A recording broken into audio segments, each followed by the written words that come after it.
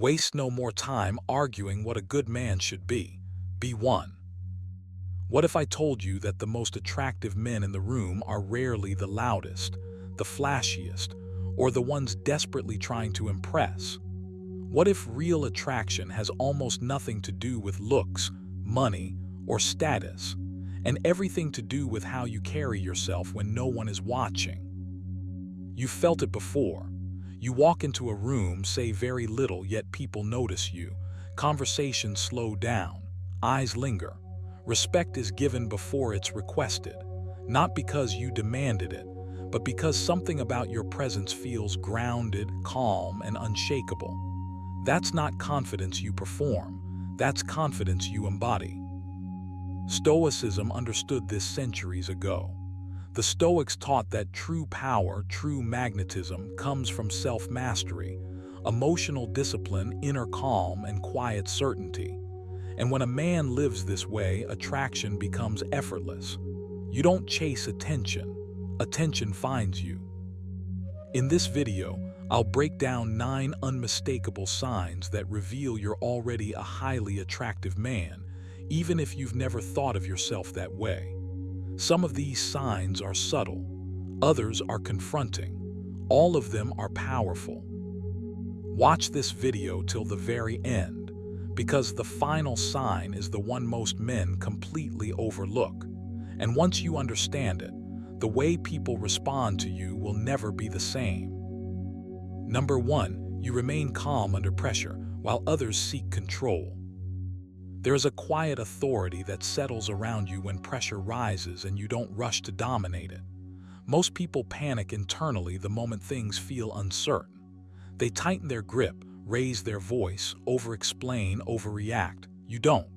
You slow down, you breathe. And that alone makes you different. Wrote, "Be like the rock that the waves keep crashing over. It stands unmoved and the raging of the sea falls still around it."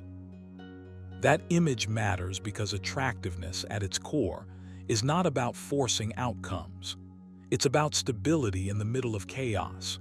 When you remain calm while others scramble for control, your presence communicates something words never could. You are not threatened by pressure. This kind of calm is not passive, it's trained. It comes from knowing what is yours to govern and what is not, and refusing to waste energy pretending otherwise. The Stoics never taught emotional suppression, they taught emotional mastery. There's a difference. Suppression is tension. Mastery is ease. When stress appears, you don't immediately try to bend reality to your will. You observe it, you accept it, and then you respond deliberately. Epictetus put it bluntly, "If you want to improve, be content to be thought foolish and stupid." In other words, stop needing to look powerful. The need to control is often the loudest sign of insecurity. Your calm signals the opposite. You should understand this clearly. People are drawn to emotional steadiness the same way they are drawn to warmth in the cold. When pressure hits and you don't spike, don't rush, don't seek reassurance, don't demand compliance, something in you reads as grounded, safe, solid, and paradoxically powerful. You don't chase certainty, you create it internally. That's what makes your calm attractive. It's not performative, it's functional. But this doesn't happen by accident. You have to train your nervous system to tolerate discomfort without immediately reaching for control. Start with this habit. When tension shows up, do nothing for 5 seconds. Nothing. No mental story, no internal commentary, just notice your breath. Pressure often tricks you into believing that immediate action equals strength. It doesn't. Disciplined delay is strength. Seneca wrote, "The greatest remedy for anger is delay." That applies to fear, frustration, and insecurity as well. Delay breaks the reflex to control. Another shift you must make is internalizing where real authority comes from. Authority is not loud, it's not urgent, it's not reactive. Reminded himself, never let the future disturb you. You will meet it if you have to with the same weapons of reason which today arm you against the present. When you trust your ability to handle what comes, you stop trying to preempt everything.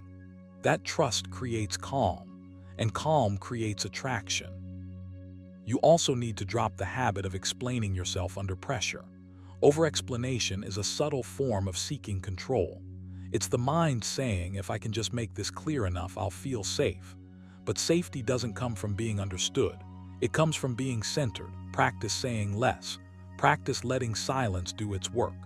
Silence, when paired with composure, unsettles people who rely on dominance to feel secure. You don't need to match their energy. You need to remain rooted. Here's a practical exercise you should adopt daily. Choose one moment where you would normally assert, correct, or push. Instead, soften your body. Relax your jaw, lower your shoulders, keep your voice slow if you speak at all. This isn't about submission, it's about regulation. You're teaching your system that you don't need to seize control to survive discomfort. Over time, this rewires you. Calm becomes your default, not your effort. The Stoics believe that emotional turbulence comes from misplaced judgments. Epictetus said, "It's not what happens to you, but how you react to it that matters." When others seek control, it's usually because they've judged the situation as threatening to their identity or status. You don't do that. You separate events from self-worth. Pressure becomes information, not an insult. And that shift alone makes you magnetic. You should also practice voluntary restraint, not reacting when you could, not asserting when you're tempted, not proving yourself when the urge arises. Seneca warned, "No man is free who is not master of himself." Mastery shows up as restraint under stress. Anyone can be calm when things are easy. Very few can remain composed when stakes feel high. That rarity is what people feel around you, even if they can't articulate it. There's another layer to this. When you don't seek control, you also don't seek validation. You're not fishing for agreement, compliance, or reassurance. You're anchored. That anchoring creates a sense of inevitability about you. You're not trying to win the moment, you're managing yourself. And that's the highest form of influence. People trust those who trust themselves. To strengthen this further, add a nightly reflection. Ask yourself where you reacted instead of responded, where you tried to steer instead of steady. Don't criticize yourself, just observe.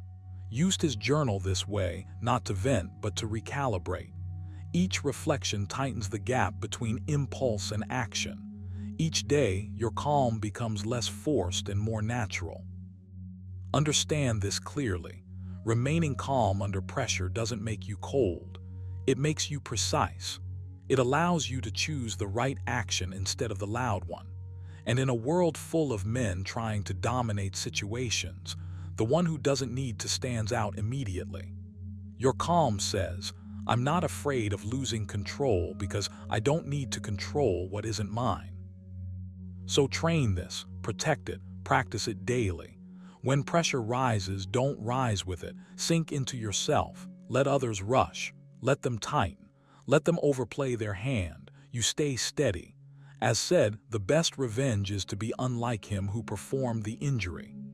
In this case, the best signal of attractiveness is to be unlike those who crumble under stress. When you live this way, people feel it. They may not know why. They may not name it, but they'll sense it.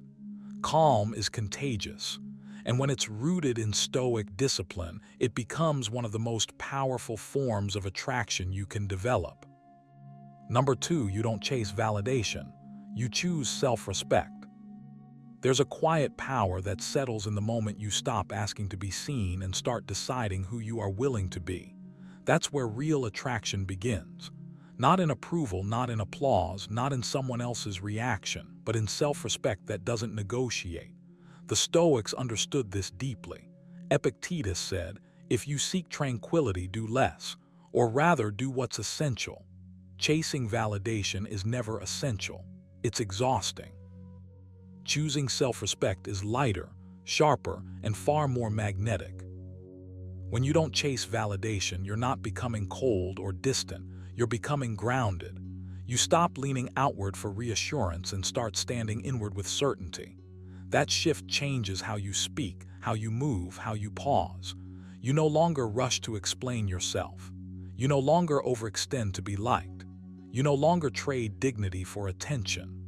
Reminded himself, the best revenge is to be unlike him who performed the injury. Extend that idea. Be unlike the man who begs to be chosen. Be the man who chooses himself. This attitude demands a break from old habits.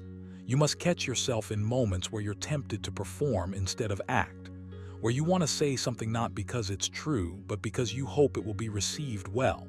Stop there. Pause. Ask yourself one honest question. Would I still do this if no one noticed? If the answer is no, reconsider. Self-respect grows when your actions align with your values, not with expected reactions. Seneca wrote, "No man is free who is not master of himself." Validation seeking is a form of bondage. Self-respect is release. Here's the truth you need to accept. Validation is never enough. It's a moving target that keeps you running. One approval leads to another hunger. One compliment demands the next. And over time, you lose the ability to sit comfortably with yourself. That discomfort leaks into everything. Self-respect reverses this pattern. It teaches you to tolerate silence, to stand firm without reinforcement, to approve of yourself before the world weighs in.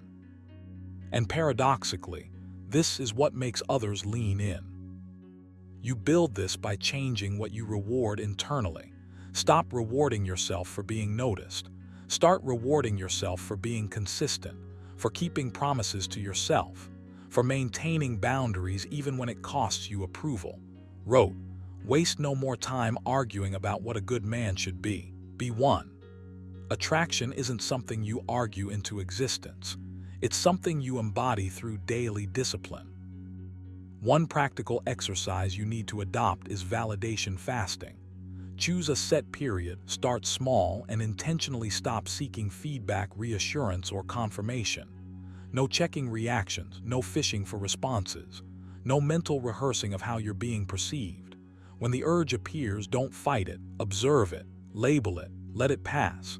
This trains you to separate your sense of worth from external signals. It's uncomfortable at first. Good. Growth often is. Another exercise is value alignment journaling.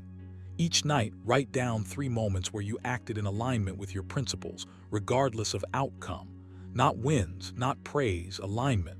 Over time, this rewires your internal reward system. You begin to feel satisfaction not from being liked, but from being solid. Seneca advised, "Be content with what you are and wish not change, nor dread the last day."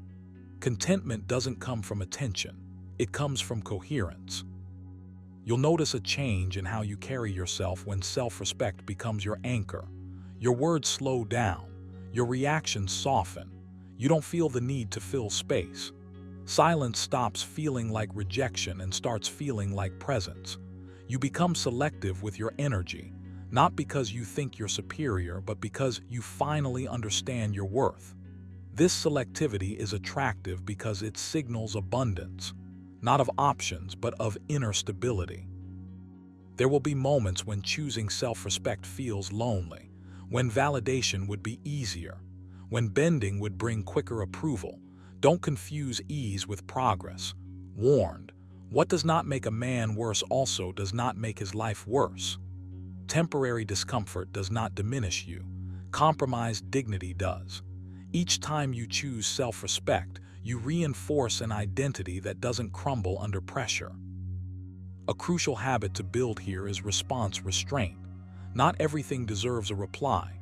Not every opinion requires acknowledgement. Not every silence needs to be filled. Practice letting things stand. This isn't arrogance, it's discipline. Epictetus said, "It is better to be silent and be thought a fool than to speak and remove all doubt." Silence, when chosen, is confidence. It tells the world you're not desperate to be understood, you're committed to being grounded. As you live this way, something subtle but powerful happens. You stop being emotionally available to manipulation. Praise doesn't inflate you. Criticism doesn't dismantle you. You remain centered, and that emotional consistency is rare. It signals maturity, strength, reliability. Attraction rooted in self-respect isn't flashy, it's steady. And steadiness is what people trust, admire, and gravitate toward. So take action now. Audit your behaviors. Identify where you're still seeking permission to feel worthy. Cut those habits cleanly. Replace them with practices that reinforce inner approval. Discipline your attention. Guard your standards. Choose yourself daily, not loudly, but decisively. Remember this line from, "If it is not right, do not do it. If it is not true, do not say it." When you live by that, validation becomes unnecessary. You don't chase validation because you've learned something better. You've learned to respect yourself. And that choice, quiet, firm, repeated, is one of the most attractive forces a man can possess. Number 3, you speak less, but every word carries weight. There's a reason silence has always unsettled people more than noise. When you speak less, you remove the clutter that most men hide behind. You stop filling space just to prove you exist. And in that restraint, your presence sharpens. The Stoics understood this deeply. Epictetus said, "We have 2 ears and 1 mouth so that we can listen twice as much as we speak." That wasn't a polite suggestion. It was a strategy. When you reduce your words, you increase their density. Each sentence carries intention. Each pause carries authority. You don't need to announce yourself when your composure already does the work. The man who talks constantly leaks his inner state. His urgency, his need for approval, his insecurity, it all spills out between unnecessary words. But when you slow down your speech, when you choose not to react immediately, you begin to control the tempo of every interaction. And control of tempo is power. Wrote, "Let your speech be brief and to the point. Not clever, not impressive, to the point." That discipline alone separates you from the crowd. This isn't about becoming mute or cold. It's about becoming deliberate. Every time you resist the impulse to fill silence, you train yourself to tolerate stillness. Most people can't. Silence forces them to confront themselves. When you can sit comfortably in it, others feel it. They lean in. They pay attention. Because what is rare is valued and what is restrained is respected. You don't chase attention with volume. You draw it in with gravity. If you want to adopt this habit, you must start by observing your own speech. Not judging it, observing it. Notice how often you speak to relieve tension rather than to communicate meaning. Notice how often you explain when no explanation is required. Seneca warned, "Nature has given us 1 tongue and 2 ears." Yet most men reverse that ratio. Your first task is to restore it. For the next week, practice intentional pauses. Before you speak, take 1 breath, just 1. Ask yourself silently, is this necessary? Is this true? Does this add weight or just noise? If it doesn't pass at least one of those gates, let it go. As you do this, you'll feel an internal resistance, a subtle anxiety. That's the old habit dying, the need to be seen, the need to be understood immediately. Let that discomfort sit. Stoicism isn't about suppression, it's about mastery. You're not silencing yourself, you're refining yourself. When you finally do speak, your words land differently because they were chosen, not spilled. There's another layer to this. Speaking less forces you to listen more, and listening sharpens perception. You begin to hear what people actually mean, not just what they say. You pick up on tone, rhythm, hesitation. This makes your responses precise instead of reactive. Epictetus reminded his students, "First say to yourself what you would be, and then do what you have to do." Speaking less gives you time to align your response with who you're trying to become. You stop contradicting yourself with careless words. Here's a practical exercise that will feel uncomfortable but powerful. Choose 1 full day where you reduce your verbal output by half. Not dramatically, just intentionally. Shorter sentences, fewer justifications, more listening. At the end of the day, reflect. Did your absence of words weaken you or did it steady you? Most discover the same thing: nothing collapsed. In fact, things clarified. You'll notice that when you finally speak, people remember what you said, because you didn't drown it in excess. Another exercise is what the Stoics practiced privately: written speech. Instead of voicing every thought, write it, put it on paper. This trains your mind to organize itself before expression. Did this relentlessly in his journals. Writing teaches you restraint. It filters emotion through reason. Over time, that discipline carries into your spoken words. You stop rambling because your mind has learned structure. You should also train your tone, not louder, calmer, slower. A measured pace signals self-command. Rushed speech signals inner pressure. Seneca said, "A wise man speaks calmly and listens carefully." Calm speech isn't passive, it's anchored. Practice lowering your speed slightly. End sentences cleanly. Let silence follow. Don't rush to fill it. Let others respond to you. This shift alone changes how you're perceived. There will be moments when silence is mistaken for disinterest or distance. Let that happen. You're not here to manage interpretations. You're here to live in alignment. The Stoics never optimized for popularity. They optimized for virtue and clarity. And clarity is attractive because it feels safe, grounded, unshakable. When your words carry weight, it's because they're backed by consistency. You don't contradict yourself. You don't overpromise. You don't speak emotionally and regret it later. That reliability builds quiet respect. Another habit to adopt is removing verbal excess like exaggeration, filler phrases, and emotional dramatization. Speak plainly, speak cleanly. Precision is attractive because it signals confidence. You don't need decoration when substance is present. Reminded himself, waste no more time arguing about what a good man should be. Be one. The same applies to speech. Waste no more words trying to sound impressive. Be clear. At the end of each day, run a simple review. Ask yourself, where did I speak from impulse instead of intention? Where did silence serve me better than words? This isn't self-criticism, it's refinement. Over time, you'll notice that your internal dialogue becomes quieter too. Less noise inside leads to fewer unnecessary words outside. And that inner stillness, felt before it's seen, is one of the most compelling signals a man can give off. The paradox is this: when you stop trying to be heard, you're finally listened to. When you stop flooding conversations, your presence becomes unmistakable. Your words don't compete, they arrive. And when they do, they stay. This is why speaking less is not weakness. It's restraint sharpened into strength. So begin today. Slow your speech. Choose silence when words add nothing. Let your thoughts mature before you release them. Practice pauses. Write more than you talk. And remember this line from Epictetus: if you want to improve, be content to be thought foolish and stupid. Silence may be misunderstood at first. Let it be. In time, the weight of your words will explain everything. Number 4. You are comfortable walking away from what disrespects you. There's a quiet power in knowing when to leave. Not storming out, not making speeches, not demanding explanations, just leaving, calmly, cleanly. That ability alone places you in a different category of men. Most people stay where they feel diminished because they confuse endurance with strength. Stoicism teaches the opposite. Wrote, "The best revenge is not to be like your enemy." Walking away from disrespect isn't avoidance, it's alignment.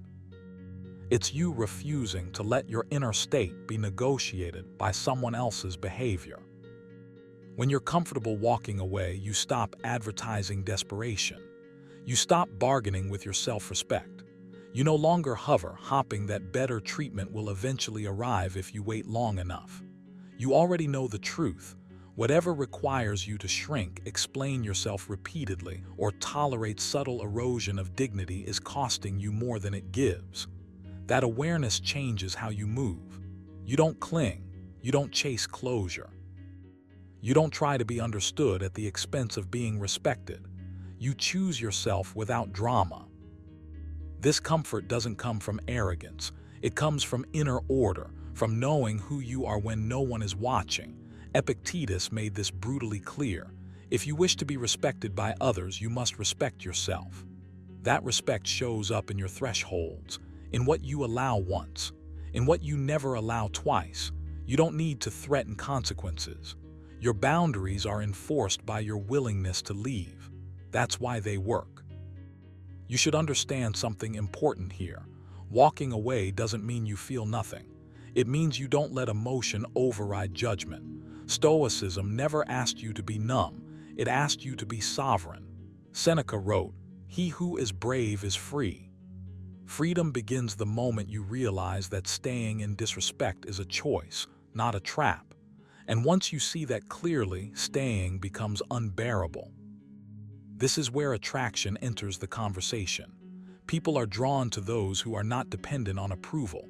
When you're willing to walk away, you signal abundance, not of options, but of self-worth. You communicate without words that your peace is not up for negotiation, that you don't fear loss more than you fear self-betrayal, and that kind of presence is rare. Most men tolerate small violations until they become large ones. You don't. You exit early, quietly, intact. To build this trait deliberately, you need to start by defining your non-negotiables. Not in vague terms, be precise. Write them down. Ask yourself what behaviors drain you, diminish you, or require you to abandon your values. Don't moralize them, just observe. Advised, be clear and precise in your thinking. Clarity removes confusion. Confusion is what keeps people stuck. Next, practice micro-detachments. This is crucial. Every day, notice where you're tempted to over-explain, overstay, or overgive to maintain harmony. Pause, pull back slightly, not to punish, but to recalibrate. This trains your nervous system to understand that distance is not danger, that withdrawal can be an act of self-respect, not rejection. Over time, this rewires your instincts. You stop clinging automatically. Another exercise you should adopt is silent enforcement. No speeches, no ultimatums, no emotional monologues. When something crosses your line, your response is simple: reduced access, less availability, less engagement, less investment. Epictetus warned against emotional theatrics when he said, "Don't explain your philosophy, embody it." Walking away is embodiment. It speaks in a language everyone understands. There will be moments when doubt creeps in, when your mind whispers that maybe you were too harsh, too quick, too rigid. This is where Stoic reflection matters. Ask yourself one question only: did staying require me to abandon myself? If the answer is yes, the doubt dissolves. Self-respect always costs something up front, but it saves you exponentially over time. You should also train your identity around sufficiency. The more complete your inner life becomes, the easier walking away feels. When you rely on others to fill internal gaps, leaving feels like loss. When you are already full, leaving feels like maintenance. Seneca wrote, "The happy man is content with his present lot, no matter what it is." Contentment isn't complacency, it's independence. A powerful nightly practice is this: before sleep, review moments where you upheld your standards and moments where you compromised them. Don't shame yourself, just notice. Then ask, what did I gain by staying?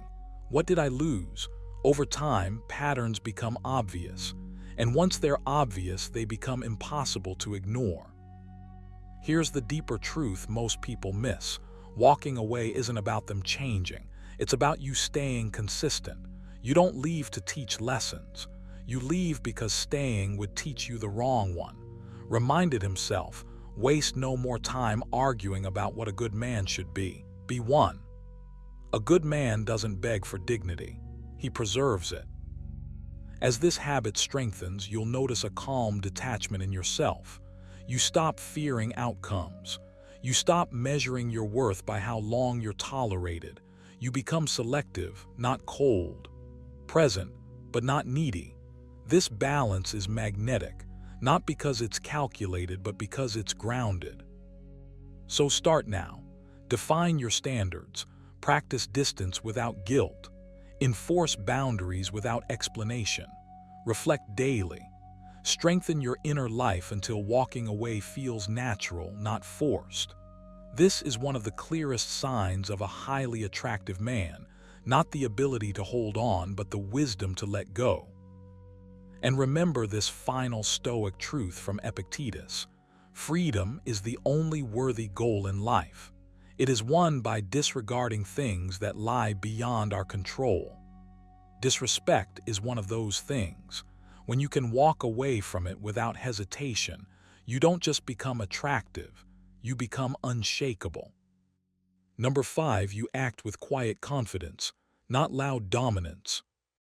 There's a certain kind of strength that never announces itself.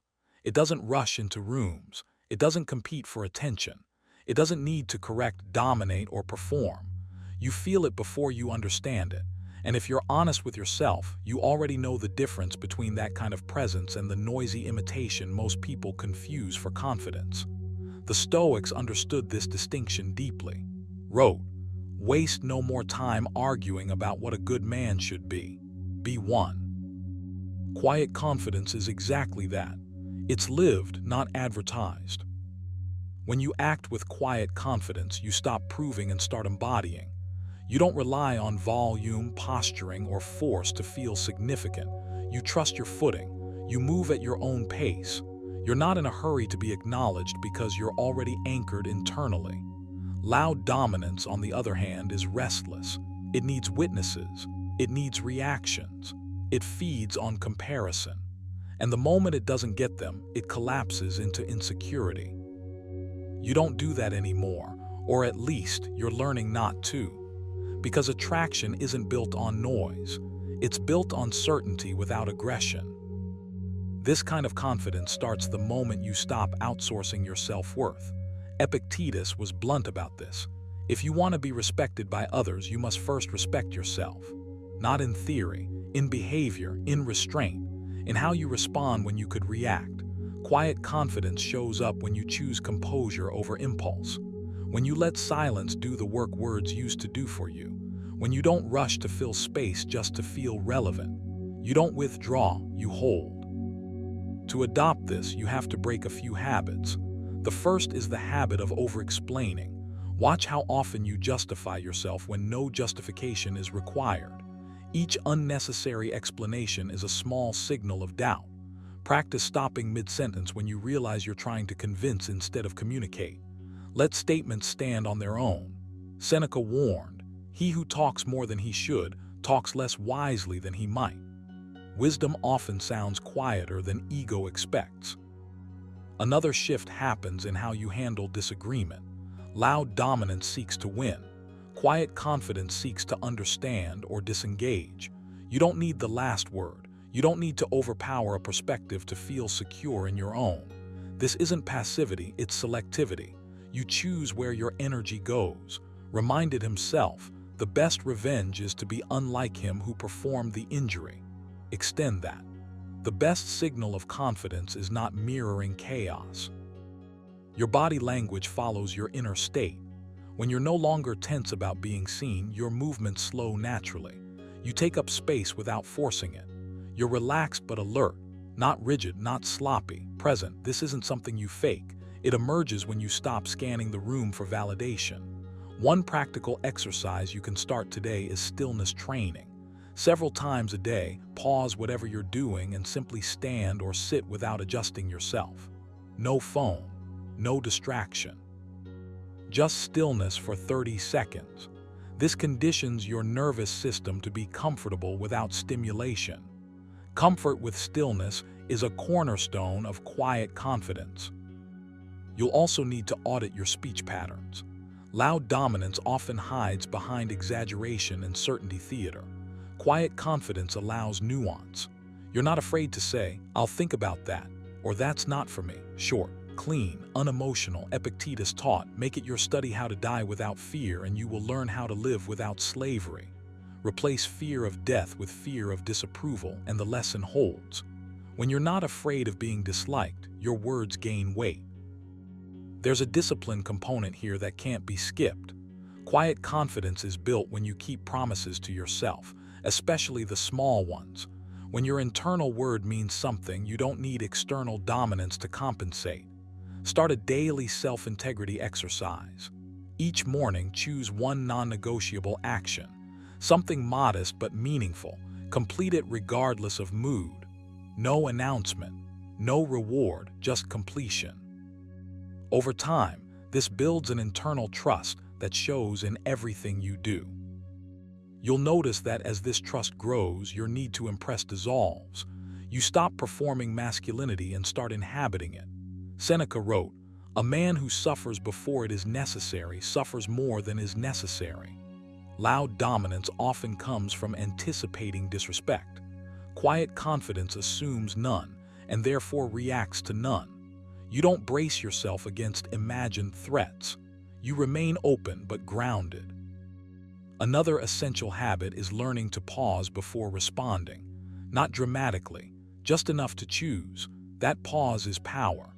It tells the world, and more importantly, your own mind, that you're not controlled by urgency.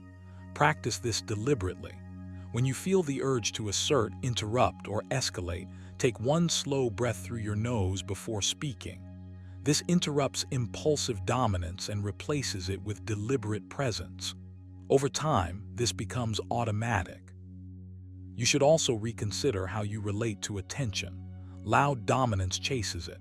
Quiet confidence allows it or ignores it.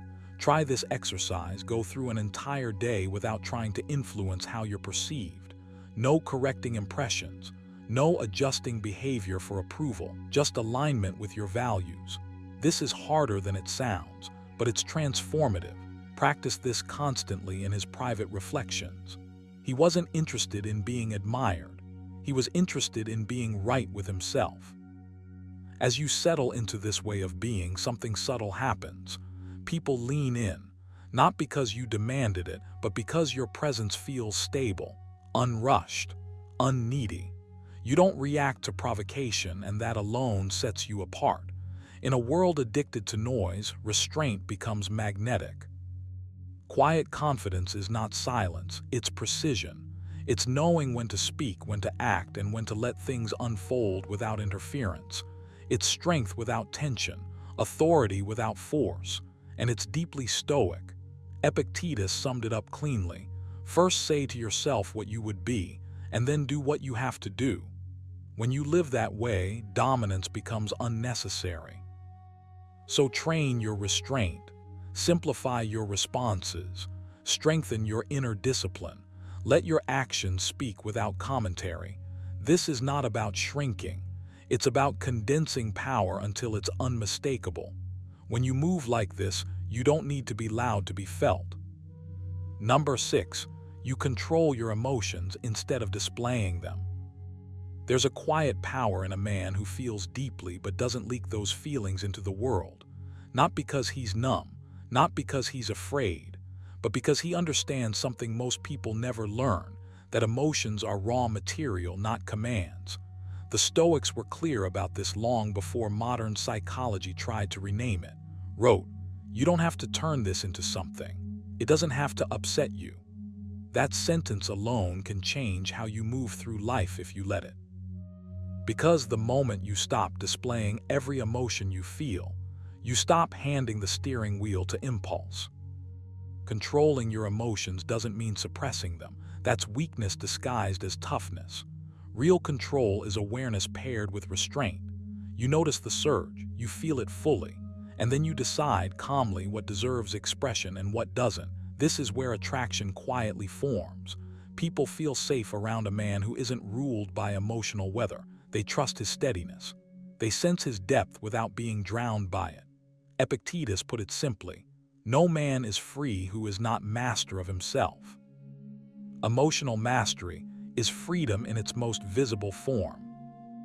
You become more attractive the moment your inner world stops spilling into every interaction. Not because emotions are bad, but because uncontrolled emotions signal instability.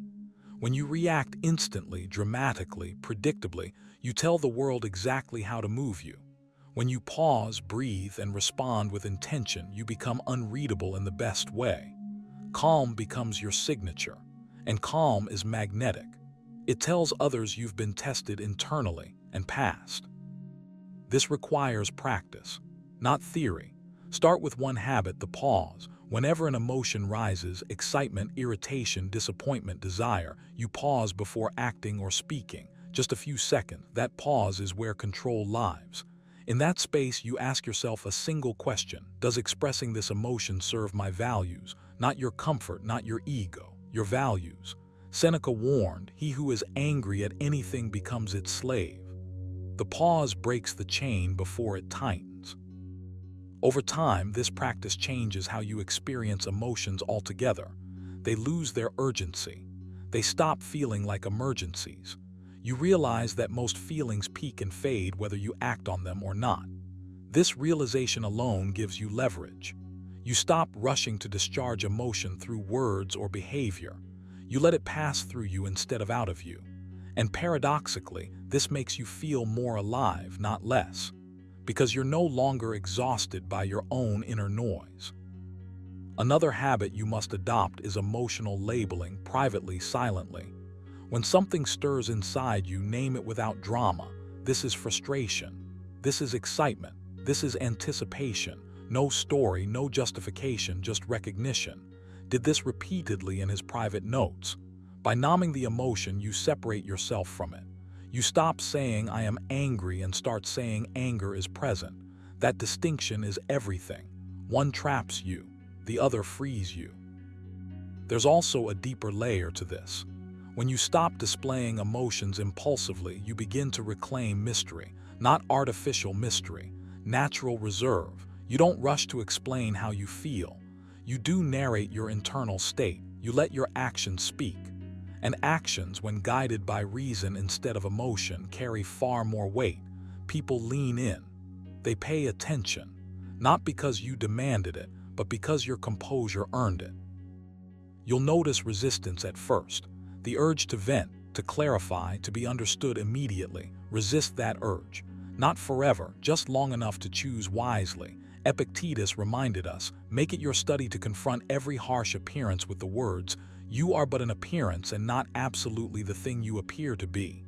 Emotions are appearances, powerful ones, but still appearances. You don't have to obey them. Here's a practical exercise to build this muscle. At the end of each day, replay moments where emotion tried to take over. Don't judge yourself. Just observe. Ask, did I respond or react? If you reacted, ask a second question. What would restraint have looked like? This isn't self-criticism. It's training. Emotional control is learned the same way physical strength is, through repetition and reflection. Another exercise is voluntary emotional restraint. Choose one situation each day where you consciously withhold expression. Not to manipulate, to practice. It might be excitement, it might be irritation. You feel it fully, but you don't display it. You breathe. You stay present. This teaches your nervous system that silence is safe. That expression is a choice, not a reflex. Over time, this creates a grounded confidence that others can sense immediately. As you refine this, you'll also notice that your words become fewer but sharper. You stop over-explaining. You stop filling space with emotion-laced language. Your communication becomes clean, direct, measured. Seneca wrote, "True happiness is to enjoy the present without anxious dependence upon the future." Emotional control anchors you in the present. You're not projecting, not fantasizing aloud, just here, just steady. This steadiness is deeply attractive because it signals maturity. Emotional maturity, not emotional absence.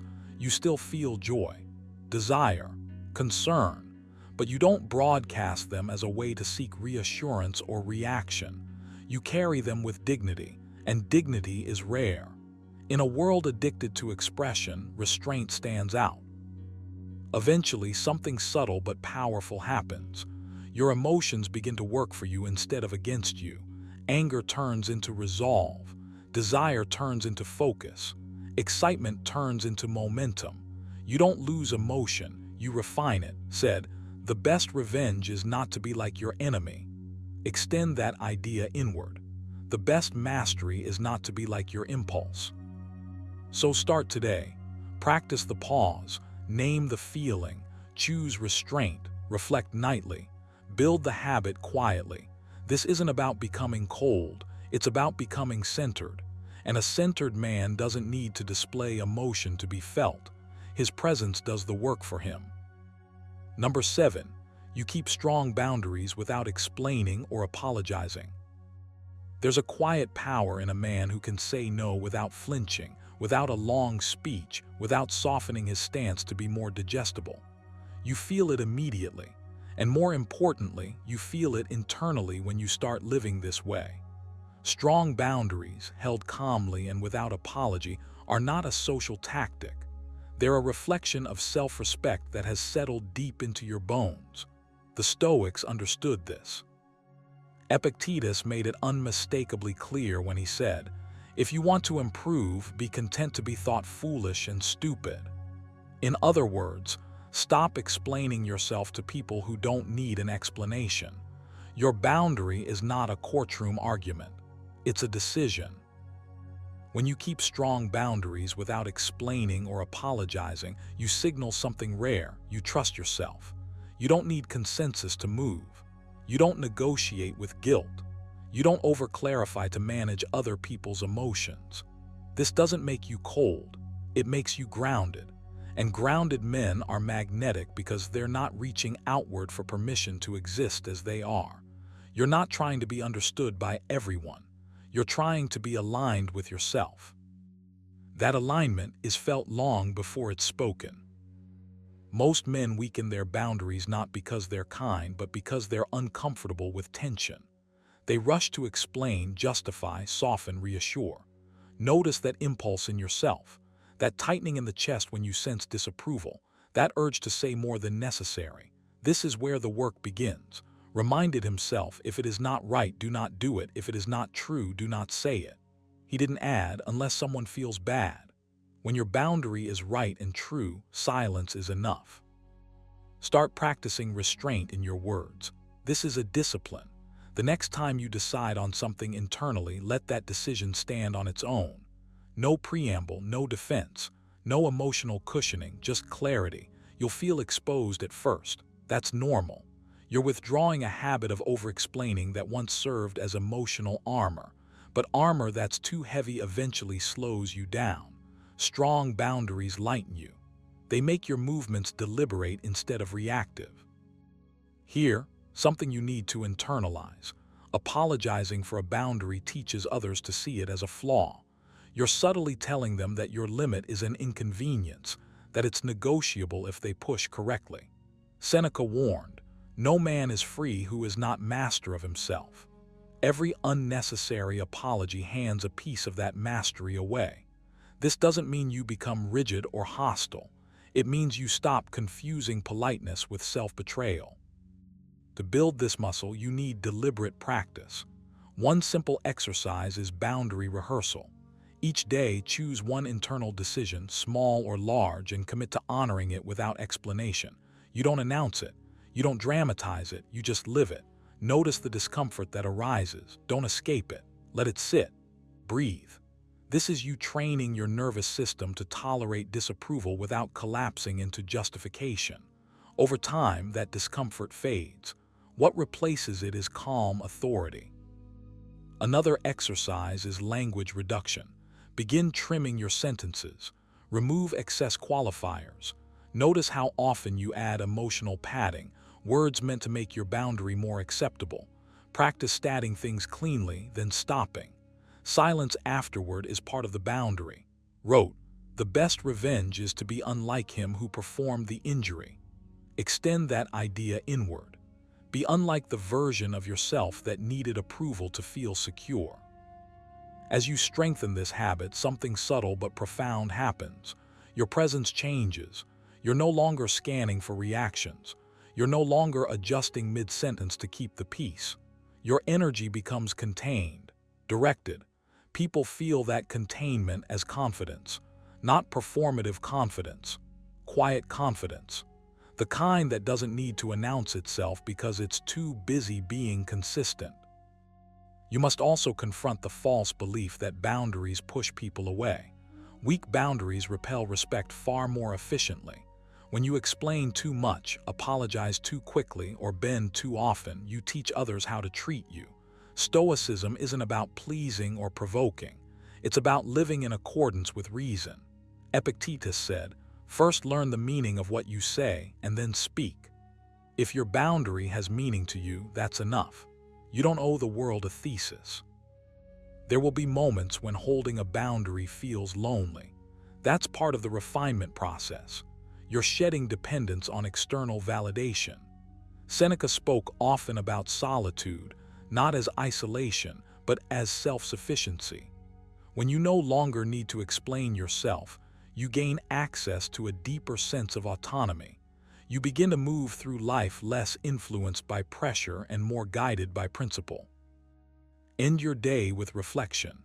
Ask yourself where you over-explained, where you apologized for existing, where you abandoned your own line to maintain comfort. Don't shame yourself, just notice. Then ask a better question. What would it look like to trust myself a little more tomorrow? This is how boundaries become instinctive instead of forced. Strong boundaries without explanation are not about dominance. They're about coherence. Your thoughts, values, and actions start pointing in the same direction. That coherence is attractive because it's rare. It tells the world you are not easily moved, not easily shaken, not easily pulled off course. Captured this perfectly when he wrote, "Be like the rocky headland on which the waves constantly break. It stands firm, and around it the seething waters are laid to rest." Stand firm, say less. Apologize only when you've done wrong, not when you've done right for yourself. Build the habit slowly, deliberately, relentlessly. Because the man who holds his boundaries calmly doesn't need to chase respect. It follows him. Number 8, you focus on purpose, not approval. There's a quiet power that settles into you the moment you stop asking the world for permission to move. You feel it when your days stop revolving around being noticed and start revolving around being used well. Purpose does that. It rearranges your priorities without force. Approval, on the other hand, keeps you restless. The Stoics understood this deeply. Reminded himself, if you do the work before you, following reason seriously, vigorously, calmly, you will live well. Notice what's missing there. No applause, no reassurance, no crowd, just the work, just reason, just forward motion. That is where real attraction begins, whether anyone admits it or not. When you focus on purpose, something fundamental shifts in your posture toward life. You stop scanning faces for validation. You stop adjusting yourself mid-sentence to be more agreeable. You stop explaining your choices to feel safe. Not because you've hardened, but because you're anchored. Your energy no longer leaks outward. It circulates inward, then moves forward. Purpose gives you direction, and direction makes you compelling in a way charm never can. Epictetus said it cleanly. If you want to improve, be content to be thought foolish and stupid. That's the cost of purpose, temporary misunderstanding, and the reward is long-term gravity. This isn't about becoming cold or detached. It's about becoming occupied. When your mind is filled with meaningful effort, there's no room left for approval seeking. You're too busy building, refining, disciplining. You start waking up with intent instead of anticipation. You don't ask, who will notice me today? You ask, what deserves my best effort today? That single question pulls you out of insecurity and into self-respect. And self-respect is magnetic, not loud, not performative, just undeniable. To live this way, you have to train yourself out of a habit most people never question, the habit of emotional outsourcing. Approval seeking is simply handing the steering wheel of your inner state to others. One look, one word, one silence, and your mood shifts. Purpose takes the wheel back. Seneca warned, "He who depends on another does not possess himself." Read that slowly. Possessing yourself is the foundation of attraction. You can't be compelling while constantly checking if you're accepted. Start with a daily alignment exercise. Every morning before the world gets a vote, write down one sentence that defines your purpose for the day. Not a goal, a standard, something like how you intend to show up mentally and ethically. Then commit to honoring it regardless of reaction. This trains you to act from principle, not feedback. At first, it will feel uncomfortable. You may feel unseen. That's good. That's withdrawal from approval addiction. Stay with it. As you do this, your speech changes. You become more economical with words. You don't fill silence. You don't overshare to bond. You don't rush to agree. Advised, let your actions be guided by purpose, not the desire to be seen. When you live by that, people sense depth without you advertising it. You become someone whose presence feels intentional, not needy. And intention is attractive because it signals stability. Another habit to adopt is delayed reaction. When praise comes, acknowledge it lightly and move on. When criticism comes, pause before responding. Ask yourself whether it touches your purpose or merely your ego. If it doesn't serve your direction, let it pass through without resistance. This isn't arrogance, it's filtration. Purpose teaches you what deserves your attention and what doesn't. Epictetus again. Make it your study to confront every impression with the question, what is this to me? Most opinions fail that test. There will be moments when focusing on purpose makes you feel alone. That's not a flaw, it's a transition. You're stepping out of the crowd's rhythm and into your own. Loneliness here isn't emptiness, it's space. Space to think clearly, space to choose deliberately, space to grow without performance. Seneca wrote, "It is better to be despised for simplicity than admired for falsehood." Purpose strips away falsehood because it doesn't require a mask. It only requires consistency. You should also practice non-announcement. Do the work without broadcasting it. Let results speak later or not at all. This builds internal validation, the ability to feel satisfied because you kept your word to yourself. That satisfaction is steady. It doesn't spike and crash like external praise. Over time, it becomes your baseline. And when that happens, your confidence stops fluctuating. You become calm in rooms where others are restless. Calmness, when it's rooted in purpose, is profoundly attractive. Here's a practical reflection you can use weekly. Ask yourself 3 questions. Where did I choose approval over purpose this week? Where did I hesitate because I wanted to be liked? Where did I act in alignment even when it cost me comfort? Answer honestly. No self-attack, just clarity. Treated reflection as maintenance, not punishment. Purpose doesn't demand perfection. It demands awareness. As you strengthen this way of living, you'll notice something subtle but important. People respond to you differently. Not because you changed your personality, but because you changed your center of gravity. You're no longer orbiting others. You're standing in your own axis. That steadiness communicates confidence without effort. You don't need to convince anyone. You don't need to chase interest. You're engaged with something larger than being chosen. The deepest irony is this: when you stop seeking approval, you become more respected. When you stop performing, you become more compelling.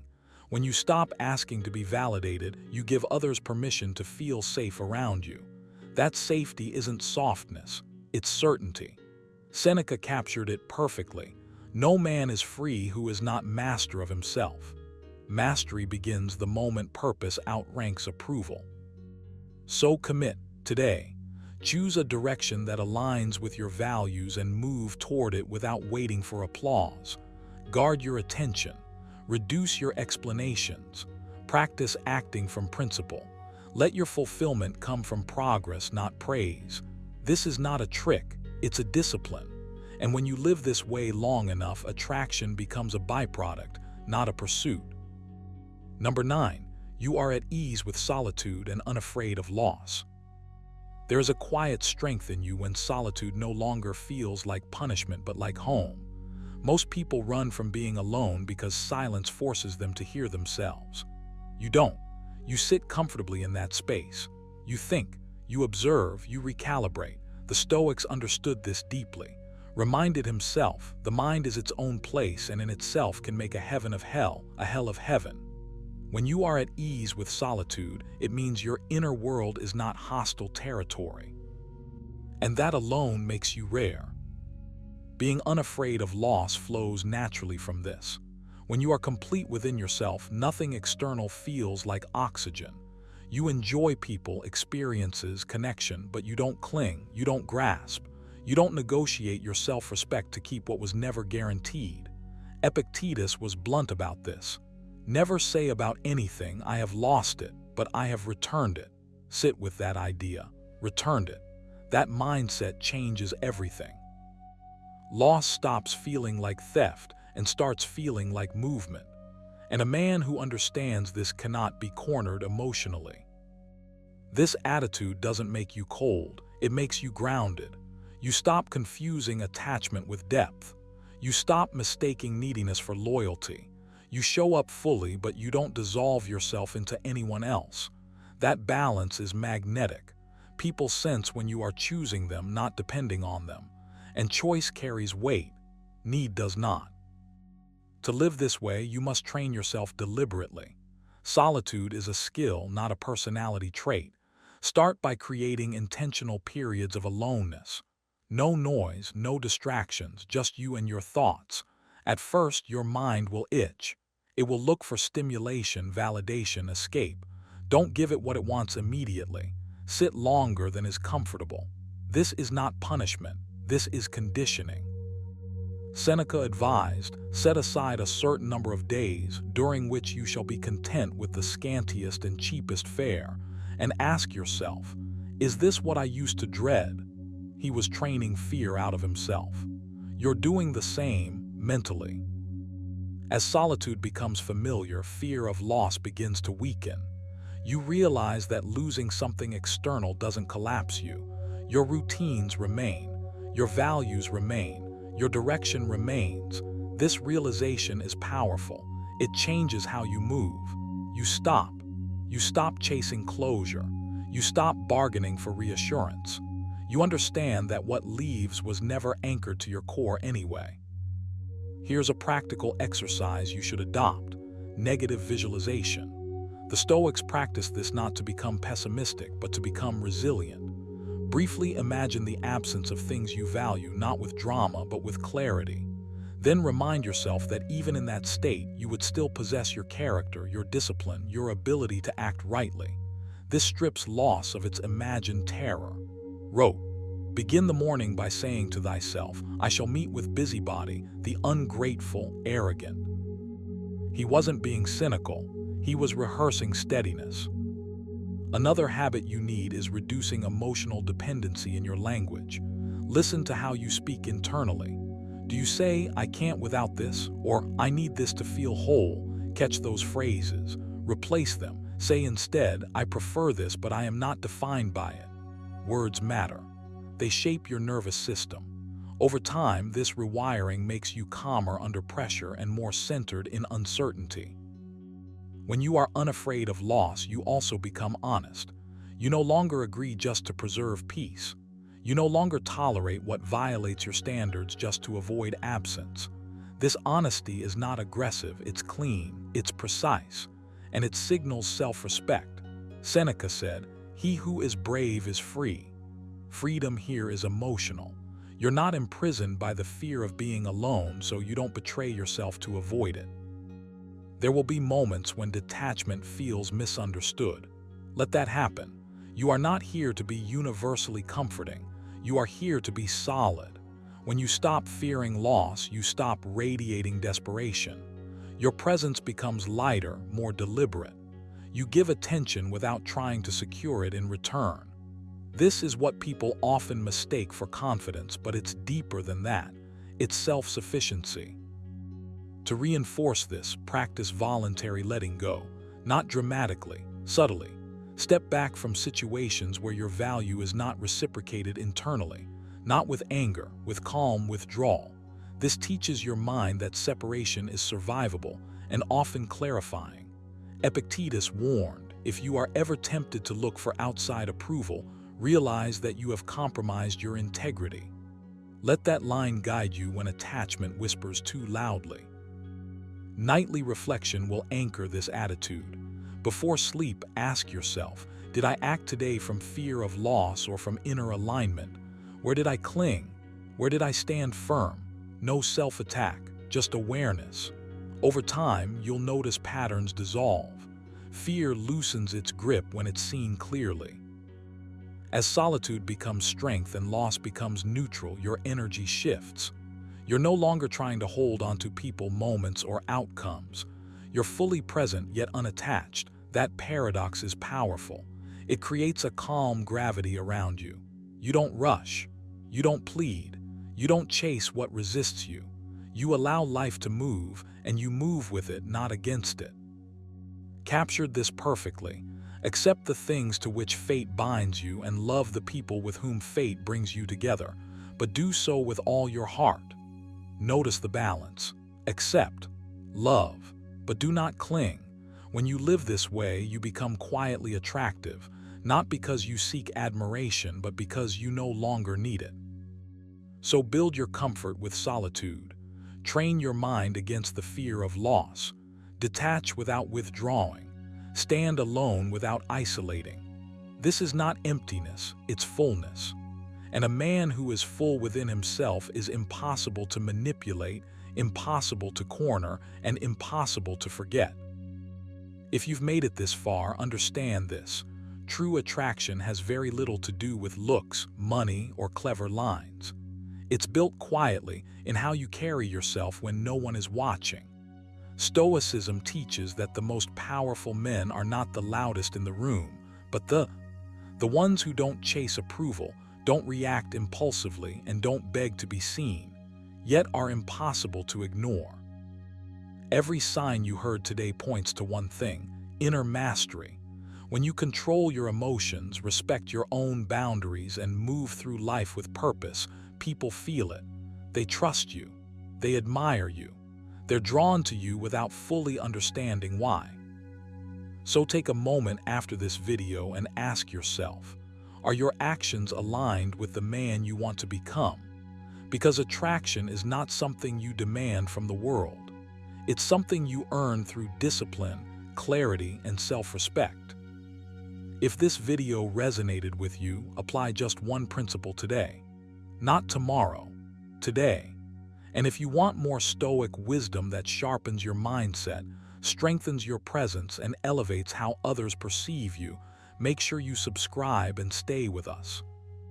Remember, be unshaken, be deliberate, and let your character do the talking. Waste no more time arguing about what a good man should be. Be one. What if I told you that the people who command the deepest respect rarely ask for it, explain themselves, or try to impress anyone at all? You've seen them. They walk into a room and nothing flashy happens, yet conversations soften, attention sharpens, and something unspoken shifts. No dominance, no noise, just presence. And you've probably wondered why some people are endlessly overlooked while others, saying less and doing less, seem to carry weight wherever they go. Here's the uncomfortable truth: respect isn't granted to those who demand it. It's earned by those who govern themselves. The Stoics understood this centuries ago. They knew that silent respect comes from habits practiced in private, not performances displayed in public. From restraint instead of reaction. From discipline instead of validation. From calm certainty instead of approval-seeking. In this video, you'll discover 9 Stoic habits that quietly reshape how people perceive you, without forcing, chasing, or proving anything. These are not tricks. They are inner laws, and once you embody them, respect becomes a byproduct, not a goal. Watch this video till the very end. The final habit ties everything together, and once you grasp it, you'll never move through the world the same way again. Number 1. Emotional control under pressure. Emotional control under pressure is one of those qualities people sense before you ever say a word. It's the difference between being ruled by circumstances and quietly ruling yourself. When pressure rises, most people tense up, rush to defend, or spill their emotions everywhere. You don't. You slow down internally. You create space. And in that space, you choose. That choice is where silent respect is born, not because you dominate the moment, but because you don't let the moment dominate you. The Stoics were relentless about this. Epictetus said, "It's not what happens to you, but how you react to it that matters." That line isn't motivational fluff. It's a manual. Pressure doesn't steal your power, your unexamined reaction does. When you train yourself to pause instead of panic, to observe instead of explode, you communicate something rare: self-command. People trust it, they defer to it, they feel it. You already know how pressure feels. Your body tightens. Your mind races ahead, inventing threats, insults, losses. The Stoic move is not to suppress this, but to witness it. You tell yourself calmly and without drama, "This is an impression, not a fact." Wrote, "You have power over your mind, not outside events. Realize this and you will find strength." Strength here isn't aggression, it's restraint. It's staying upright when your nervous system wants to flinch. When you practice emotional control under pressure, you stop leaking energy. You don't rush to prove yourself. You don't over-explain. You don't scramble for approval. Instead, your responses get shorter, cleaner, and more deliberate. Silence becomes a tool rather than a weakness. Your calm starts doing the talking for you. This is why people describe Stoic composure as commanding. It's not loud. It doesn't beg for attention. It anchors the room. Here's the uncomfortable truth. Emotional reactions feel honest, but they're often lazy. They're habits you didn't choose. Stoicism asks you to do something harder, take responsibility for your inner state. Seneca warned, "No man is free who is not master of himself." Read that slowly. Freedom isn't doing whatever you feel. It's not being dragged around by feelings at all. Under pressure, the undisciplined mind panics. The trained mind adjusts. You don't build this control in calm moments alone. You build it by rehearsing for pressure before it arrives. One practical exercise is daily negative visualization, not to become pessimistic but prepared.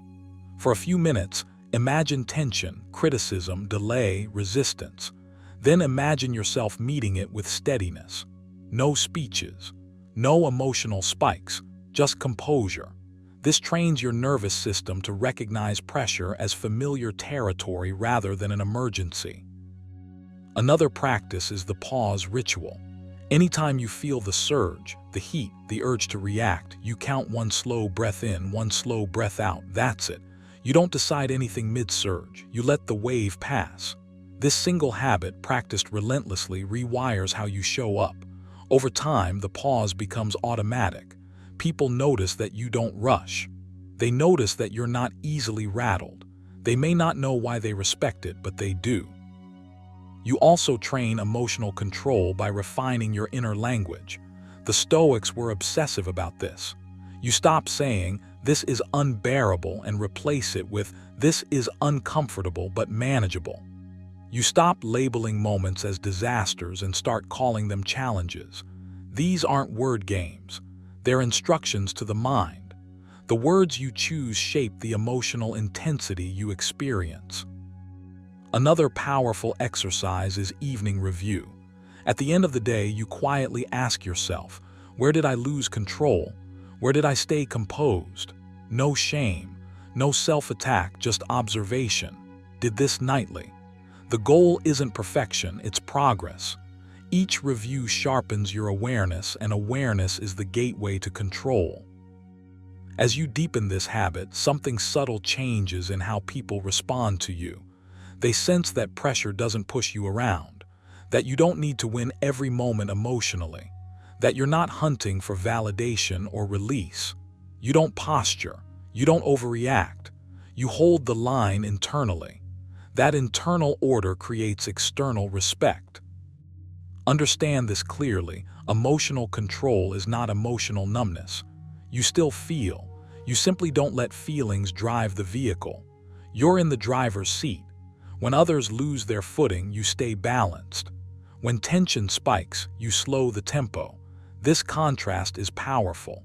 It signals maturity, authority, and reliability without you ever having to say so. So start small, but start today. Practice the pause. Refine your inner dialogue. Rehearse calm under imagined pressure. Review your days honestly. Each repetition strengthens the muscle. Over time, you'll notice fewer emotional spikes and more quiet confidence. And others will notice too, not because you demanded respect, but because you embodied it. Pressure will always exist. The Stoic difference is this: Pressure becomes your training ground, not your enemy. And when you master yourself there, silent respect follows you everywhere. Number 2, speaking less, observing more. Speaking less and observing more is not about becoming invisible or timid. It's about reclaiming your attention and placing it where power actually lives. The Stoics understood this deeply.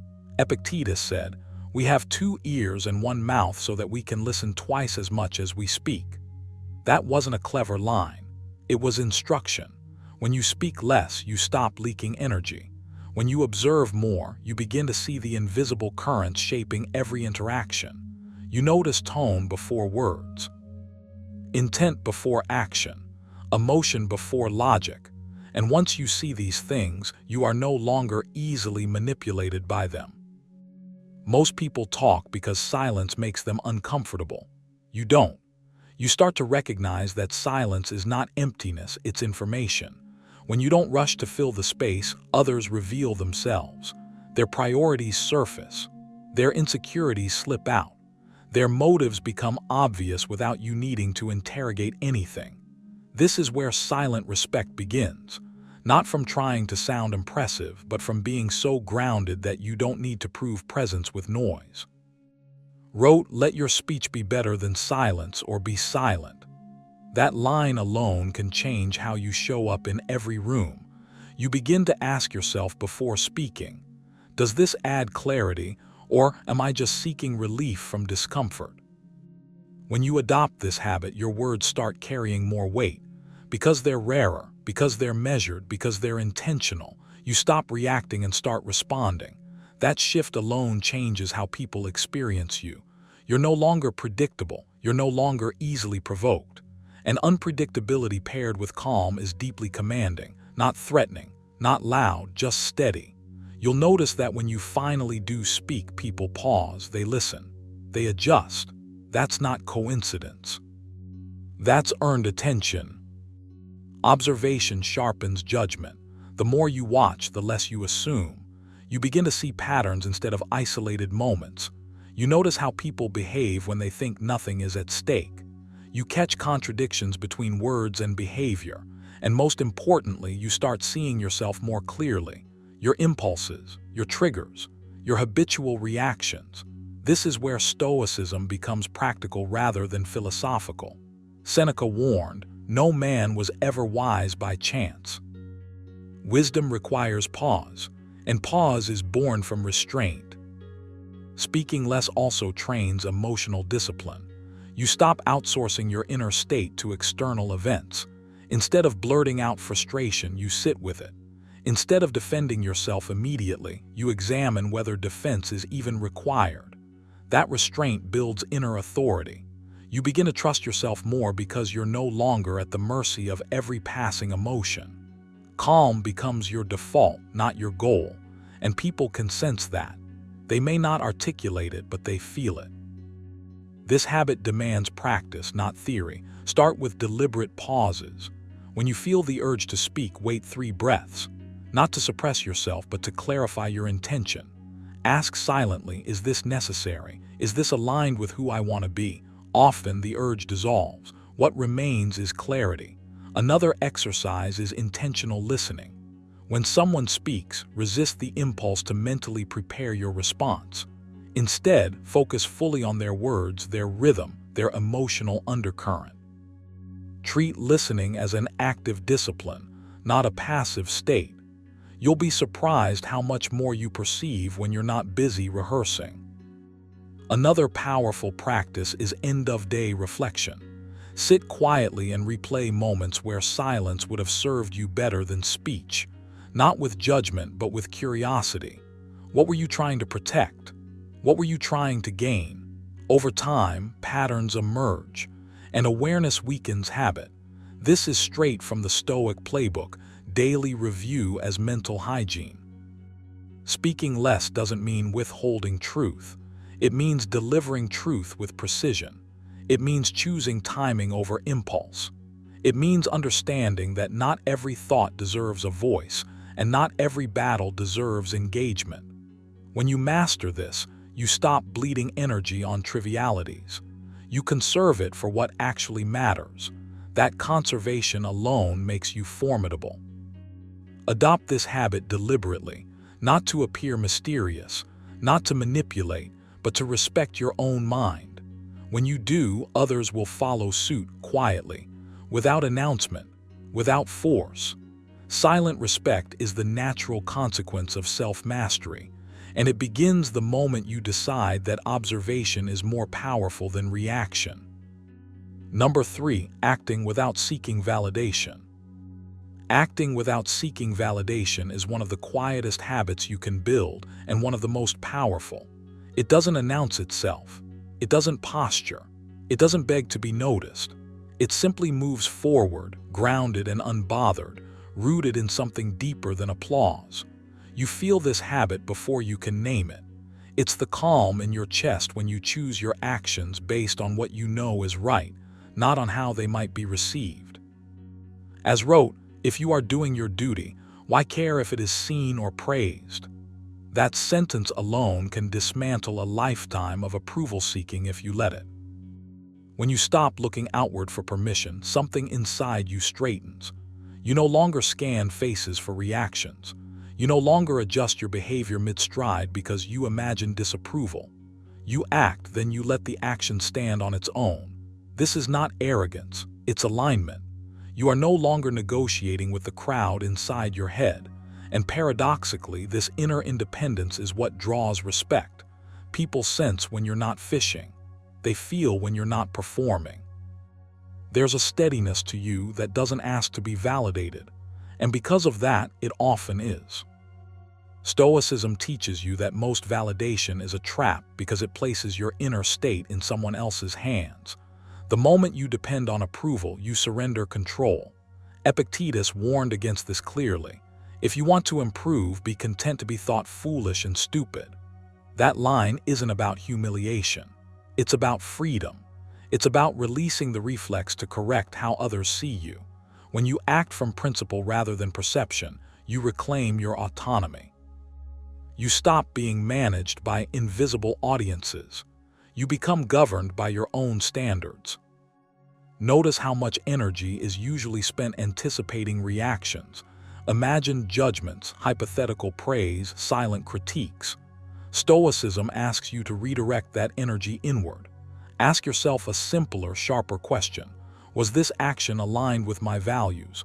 If the answer is yes, you're done. There is nothing else to chase. No explanation needed.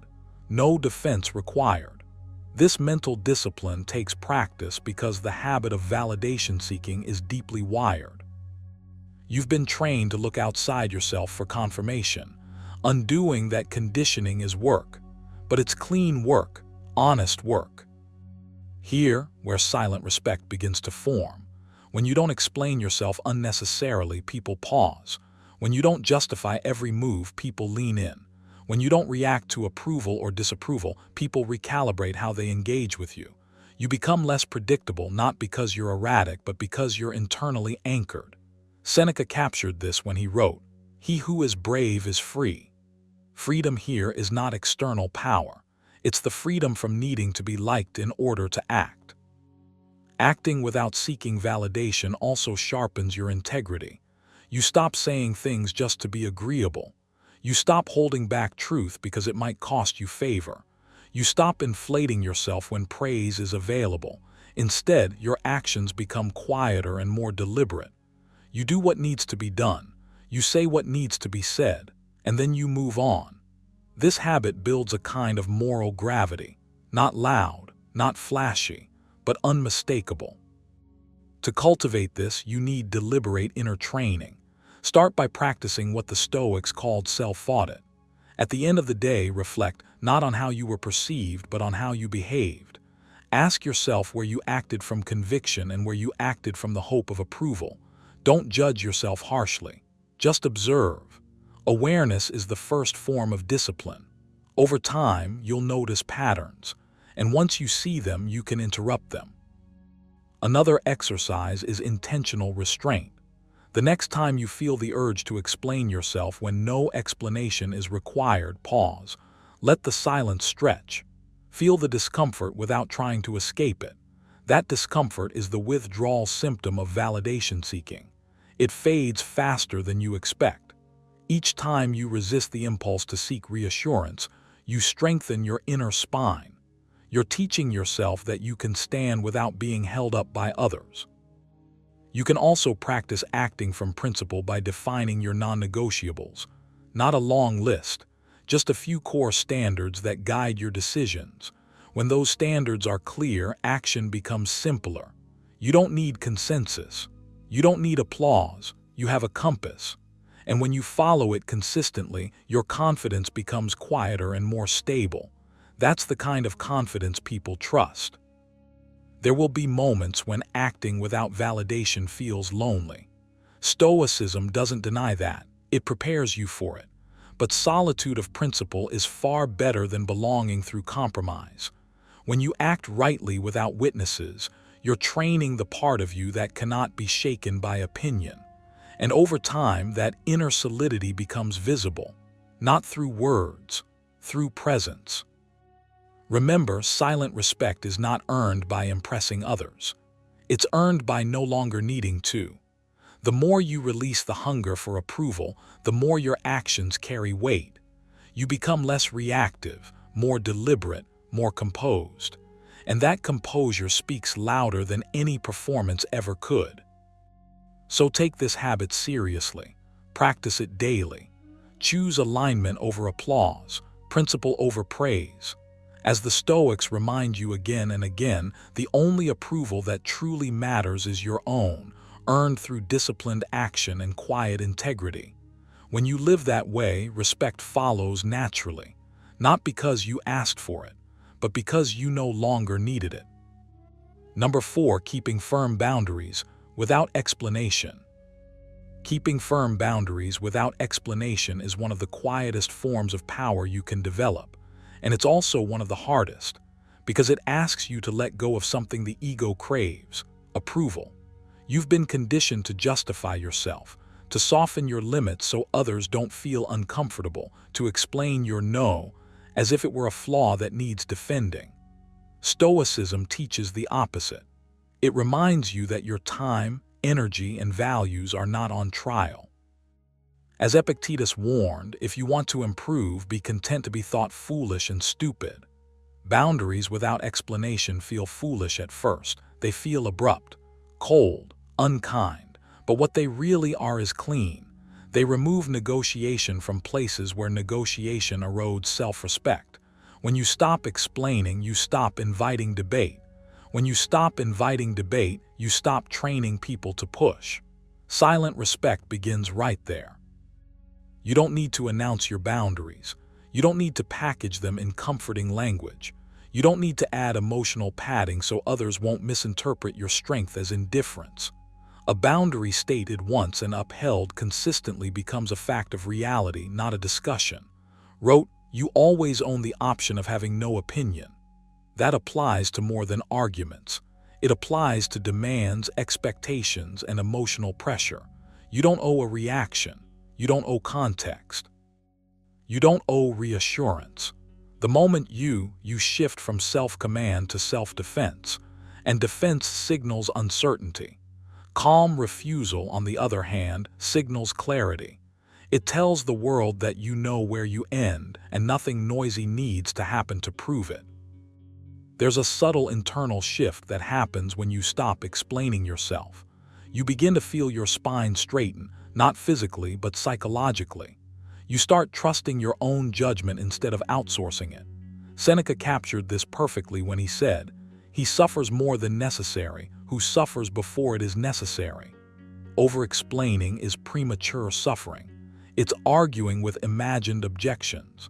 It's trying to control reactions that were never yours to manage.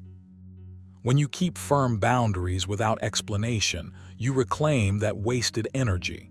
You place it back where it belongs, in action, consistency, and self-mastery. People may not like your limits at first, but they will feel them. And what people feel consistently, they eventually respect. This habit also forces you to confront an uncomfortable truth. Not everyone benefits from your growth. Some people rely on your flexibility, your guilt, your need to be understood. When those levers stop working, resistance appears. That's not a sign you're doing something wrong. That's confirmation that you're changing the rules of engagement. Stoicism never promised comfort. It promised freedom. Epictetus was blunt about this. No man is free who is not master of himself. Explaining your boundaries repeatedly is a form of self-surrender. Holding them quietly is self-rule in motion. You don't harden. You don't become cruel. You simply become unmoved. To practice this, you need training, not theory. Start with a daily boundary rehearsal. In a quiet moment, decide one non-negotiable for the day. One line you will not cross internally, even in thought. When that line is approached, practice responding with silence or a short, neutral refusal. No justification, no tone shifting, just calm certainty. Next, practice restraint in language. Limit your explanations deliberately. Notice how often you want to add one more sentence to feel safe. Stop at the first clear statement. Let the discomfort pass without fixing it. This is discipline. This is strength. Another exercise is written. At the end of the day, reflect on moments where you explained unnecessarily. Don't shame yourself. Just observe. Call this straightening out your own directing mind. Awareness precedes control. As you persist, something remarkable happens. Your boundaries start speaking before you do.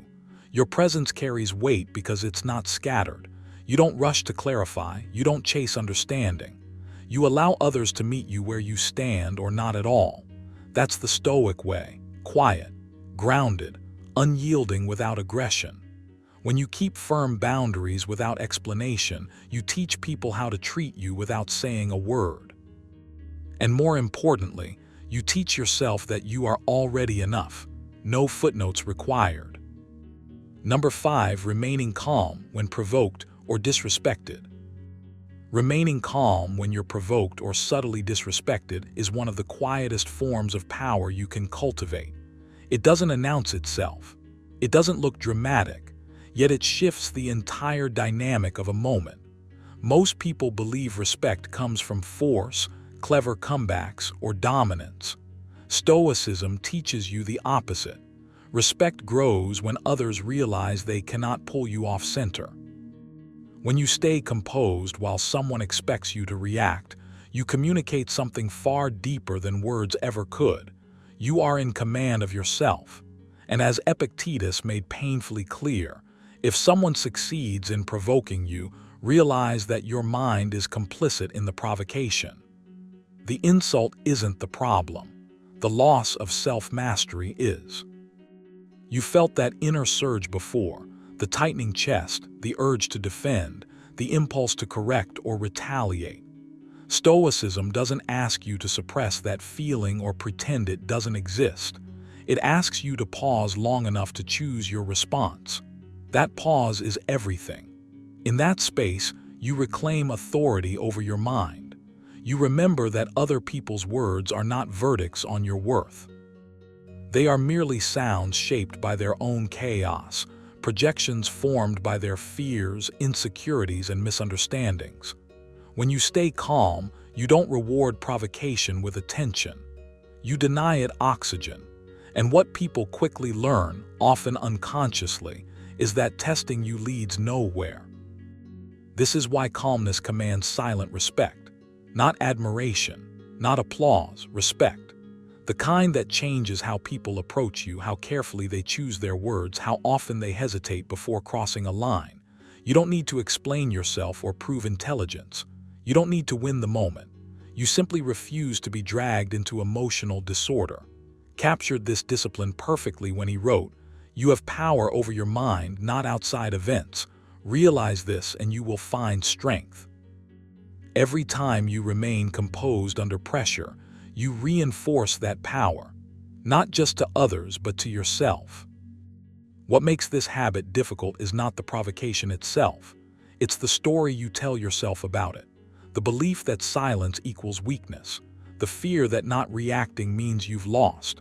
Stoicism dismantles that illusion. Calm is not passivity. Calm is restraint. And restraint is strength refined. When you don't react impulsively, you gain time. When you gain time, you gain clarity. And clarity is what allows you to decide whether a response is even necessary. Often it is. Your stillness becomes the response. This doesn't mean you accept disrespect internally.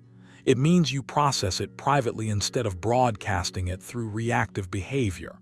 Stoics understood that dignity is something you guard, not something you negotiate in public. Seneca warned against emotional impulsiveness when he said, "The greatest remedy for anger is delay." Delay doesn't weaken you. It strengthens you. It keeps your actions aligned with your values instead of your impulses. To embody this habit, you must train your nervous system as much as your philosophy. Start with a simple internal exercise. When provoked, mentally label the sensation instead of the person. Not "they're disrespecting me," but "I feel heat, I feel tension, I feel urgency." This small shift moves you from judgment to observation. Observation creates distance. Distance creates choice. You're no longer inside the emotion, you're watching it rise and fall. And emotions always fall when you stop feeding them. Another practice is rehearsed restraint. Each morning, remind yourself quietly that provocation is inevitable, not as pessimism but as preparation. The Stoics called this the anticipation of challenges. You're not imagining scenarios to suffer twice, you're rehearsing composure. When the moment arrives, it feels familiar. You've already decided who you're going to be. That decision matters more than the event itself. You should also train selective engagement. Not every comment deserves a reply. Not every slight requires acknowledgement. Ask yourself one question before responding. Will this improve my character? If the answer is no, silence becomes an act of self-respect. This isn't avoidance, it's alignment. You conserve energy for what actually matters. Over time, people sense this boundary. They feel it even if they can't articulate it. Breath control is another underrated tool. Slow your exhale. Longer exhales signal safety to your nervous system. Safety restores reason. Reason restores authority. This isn't mystical. It's physiological discipline serving philosophical clarity. Your body supports your mind when trained correctly.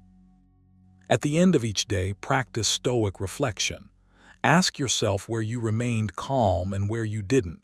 No self-attack, no justification, just observation. Improvement follows awareness naturally. As advised, the happiness of your life depends upon the quality of your thoughts. So does the respect you command. When you consistently remain calm under provocation, something subtle happens inside you. You stop needing validation from reactions. You stop measuring yourself against others' behavior. You begin to trust your own standards. That inner solidity is visible. It changes your posture, your tone, your presence. People may not compliment it. They may not even consciously notice it, but they feel it. And feeling precedes respect. So take this seriously, not as a tactic but as a discipline. Choose calm again and again. Let others exhaust themselves in noise while you stand grounded. Each moment of restraint is a vote for the person you're becoming. And over time, without forcing anything, without demanding anything, you'll notice it.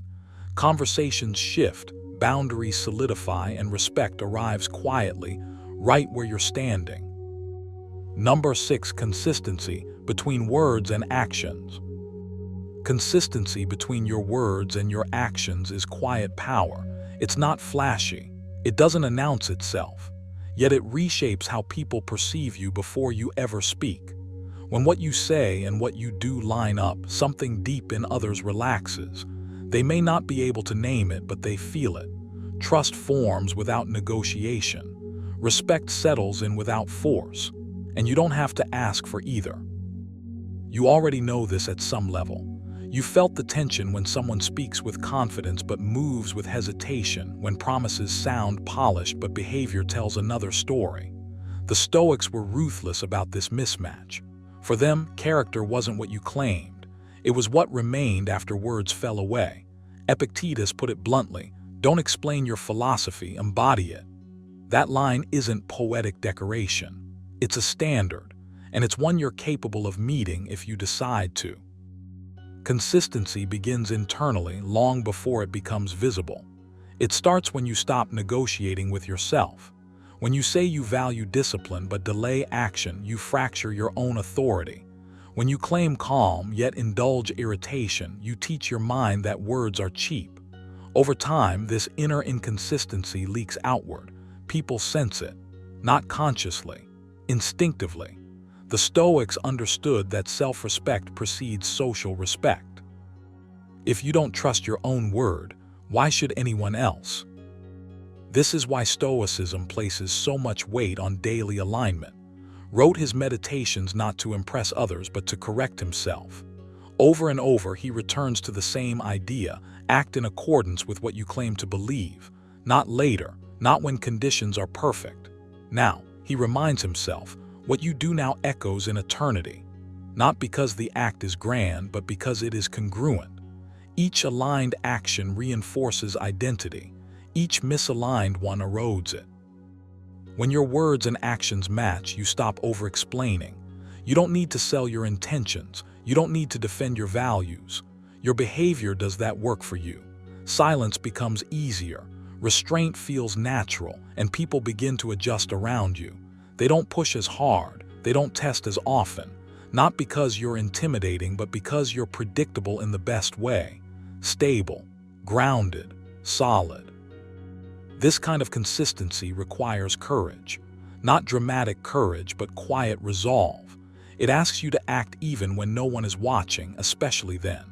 Seneca warned against performative virtue when he said, "Be careful how you live.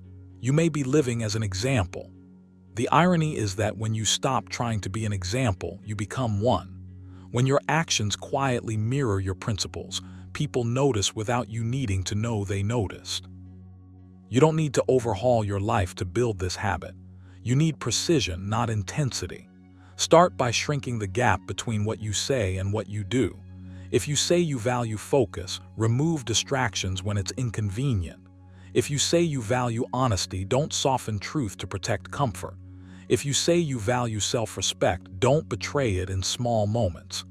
These moments are the training ground, not the big declarations, the small follow-throughs.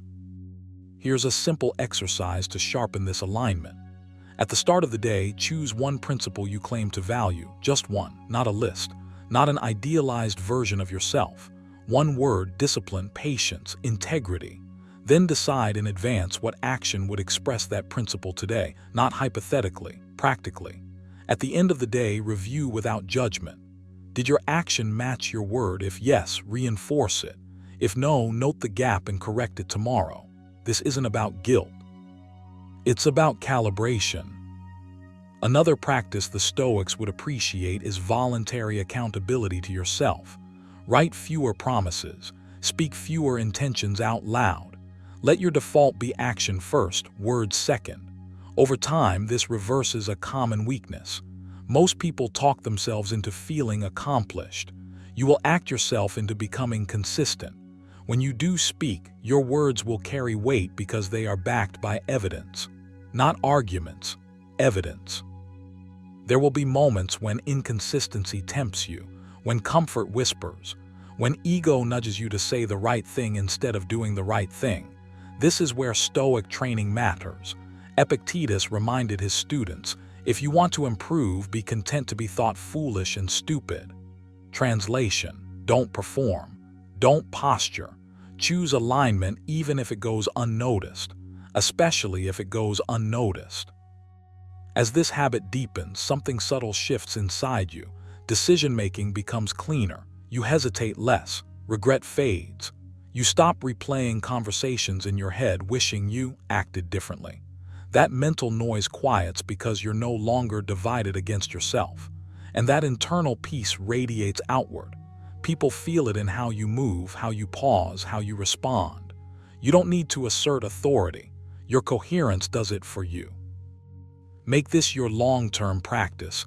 Never let your words outrun your character. Let them walk side by side. When you commit, commit fully. When you speak, speak from lived alignment.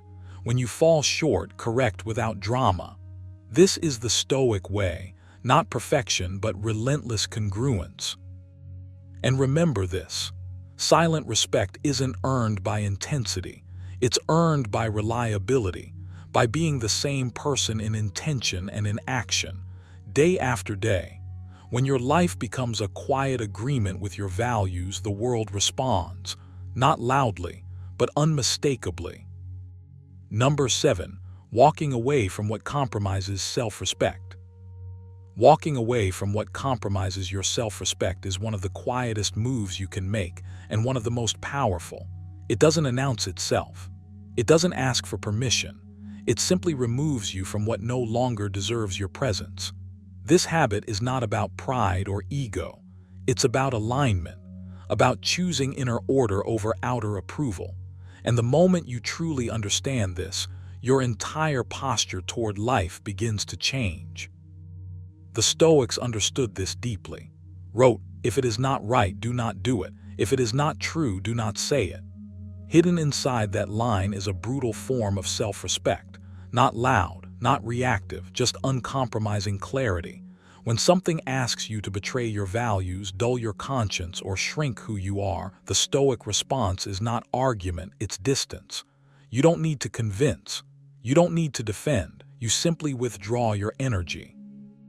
And that withdrawal speaks louder than any explanation ever could.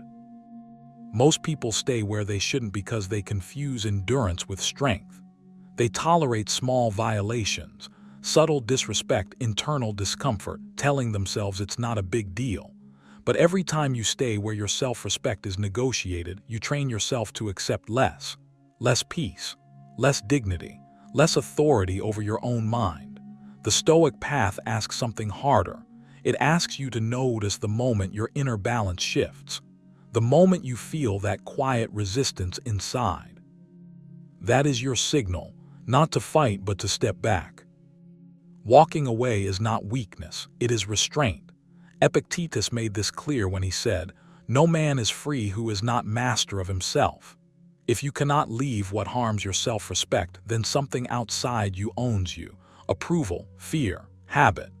The Stoic does not rage against these chains.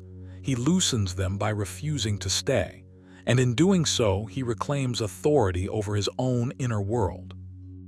There is something deeply unsettling to others about a person who can walk away calmly. No resentment, no dramatic exit, just a quiet refusal to participate. It signals that your worth is not being negotiated in the room, that you are not dependent on outcomes you cannot control, that you choose yourself without needing validation. This is why silent respect grows, not because you demand it, but because you no longer beg for it in subtle ways. To live this habit, you must redefine loss. Walking away may cost you comfort, familiarity, even temporary approval, but Stoicism teaches you to measure loss correctly. Seneca warned, "He who is brave is free." Freedom here does not mean escape from responsibility. It means freedom from self-betrayal. When you stay where your values are eroded, you lose something far more valuable than convenience. You lose coherence. And once coherence is gone, confidence collapses shortly after. This habit also requires patience with yourself. You won't always recognize the moment instantly. Sometimes clarity comes late, that's fine. What matters is that when you do see it, you act, not emotionally, not impulsively, but decisively. Stoicism is not about sudden dramatic choices. It's about consistent alignment over time. Each time you choose to leave what diminishes you, you reinforce an internal standard. And standards, once internalized, shape destiny quietly. There is also a paradox here. The less you chase acceptance, the more solid your presence becomes. You stop contorting yourself to fit. You stop over-explaining. You stop lingering where your inner voice says enough. And in that space you create, space free from compromise, something stronger grows. Calm, clarity, a kind of grounded authority that doesn't need permission to exist. Now, this is not about avoidance. Stoicism does not teach you to flee discomfort. It teaches you to distinguish between constructive challenge and corrosive compromise. One strengthens character, the other erodes it. Learning the difference is a skill, and like any skill, it improves with deliberate practice. Here's a simple exercise. Each evening, sit quietly for 5 minutes. Ask yourself one question only: where today did I feel a subtle loss of self-respect? Don't judge the answer, just observe it, write it down if needed. Over time, patterns will appear. These patterns are not accusations, they are information. And information, used wisely, restores power. Another practice: rehearse leaving in your mind, not with anger, with composure. Visualize yourself choosing distance without hostility, without explanation, without regret. This mental rehearsal trains your nervous system to understand that walking away is safe, that you will not collapse if you choose dignity over approval. When the moment arrives, your body will already know what to do. Finally, adopt this internal rule: I do not stay where I must abandon myself to belong. Repeat it until it feels natural. This is not arrogance.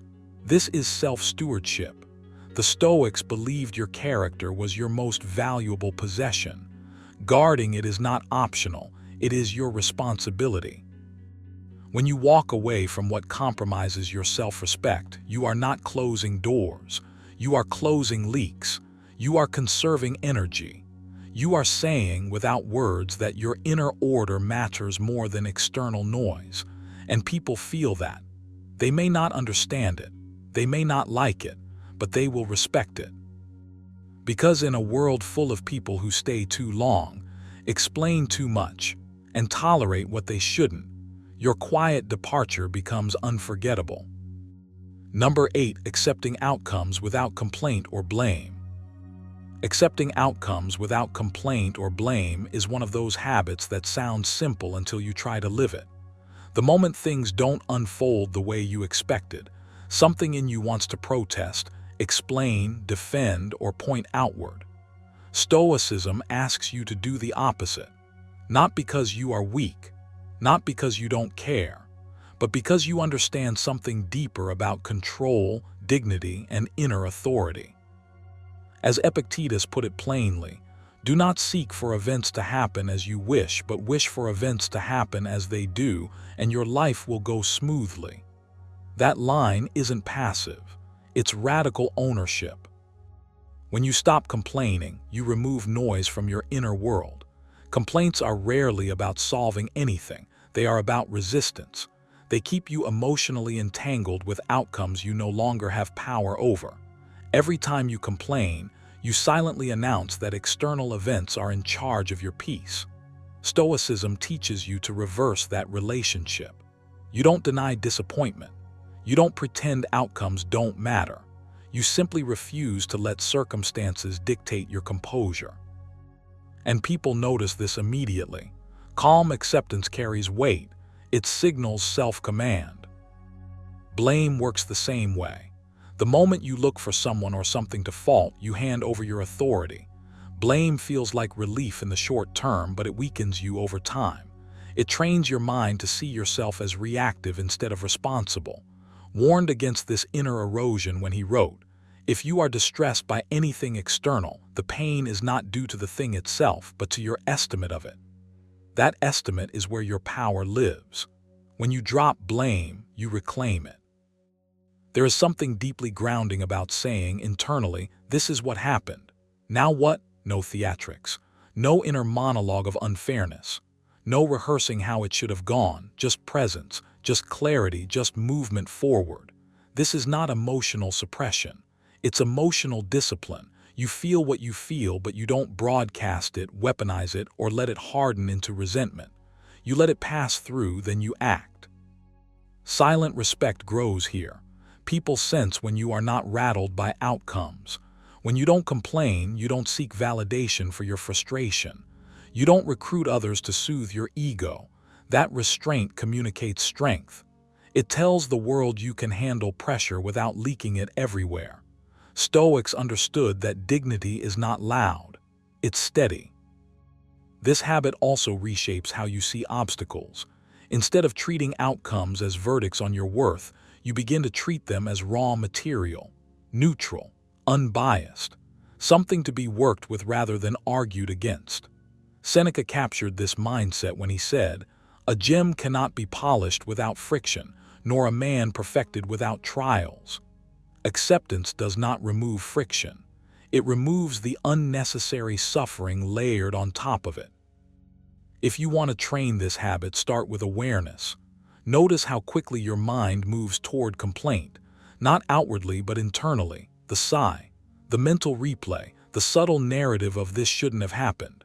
Catch it, not with judgment but with curiosity. Then pause. Ask yourself one simple question. What part of this is actually in my control right now? That question cuts through illusion. It brings you back to action.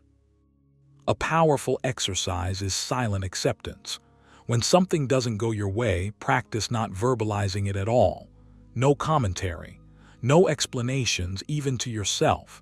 Just breathe and observe the urge to speak. Let that urge burn out. You'll discover that most complaints dissolve if they aren't fed. This builds emotional endurance. It trains you to sit with discomfort without outsourcing it. Another practice is outcome detachment. Before you begin anything important, remind yourself that effort is yours, results are not. Say it slowly. Let it land. This isn't pessimism, it's realism. When outcomes arrive, good or bad, they no longer shock your nervous system. You anticipated uncertainty. You prepared your mind.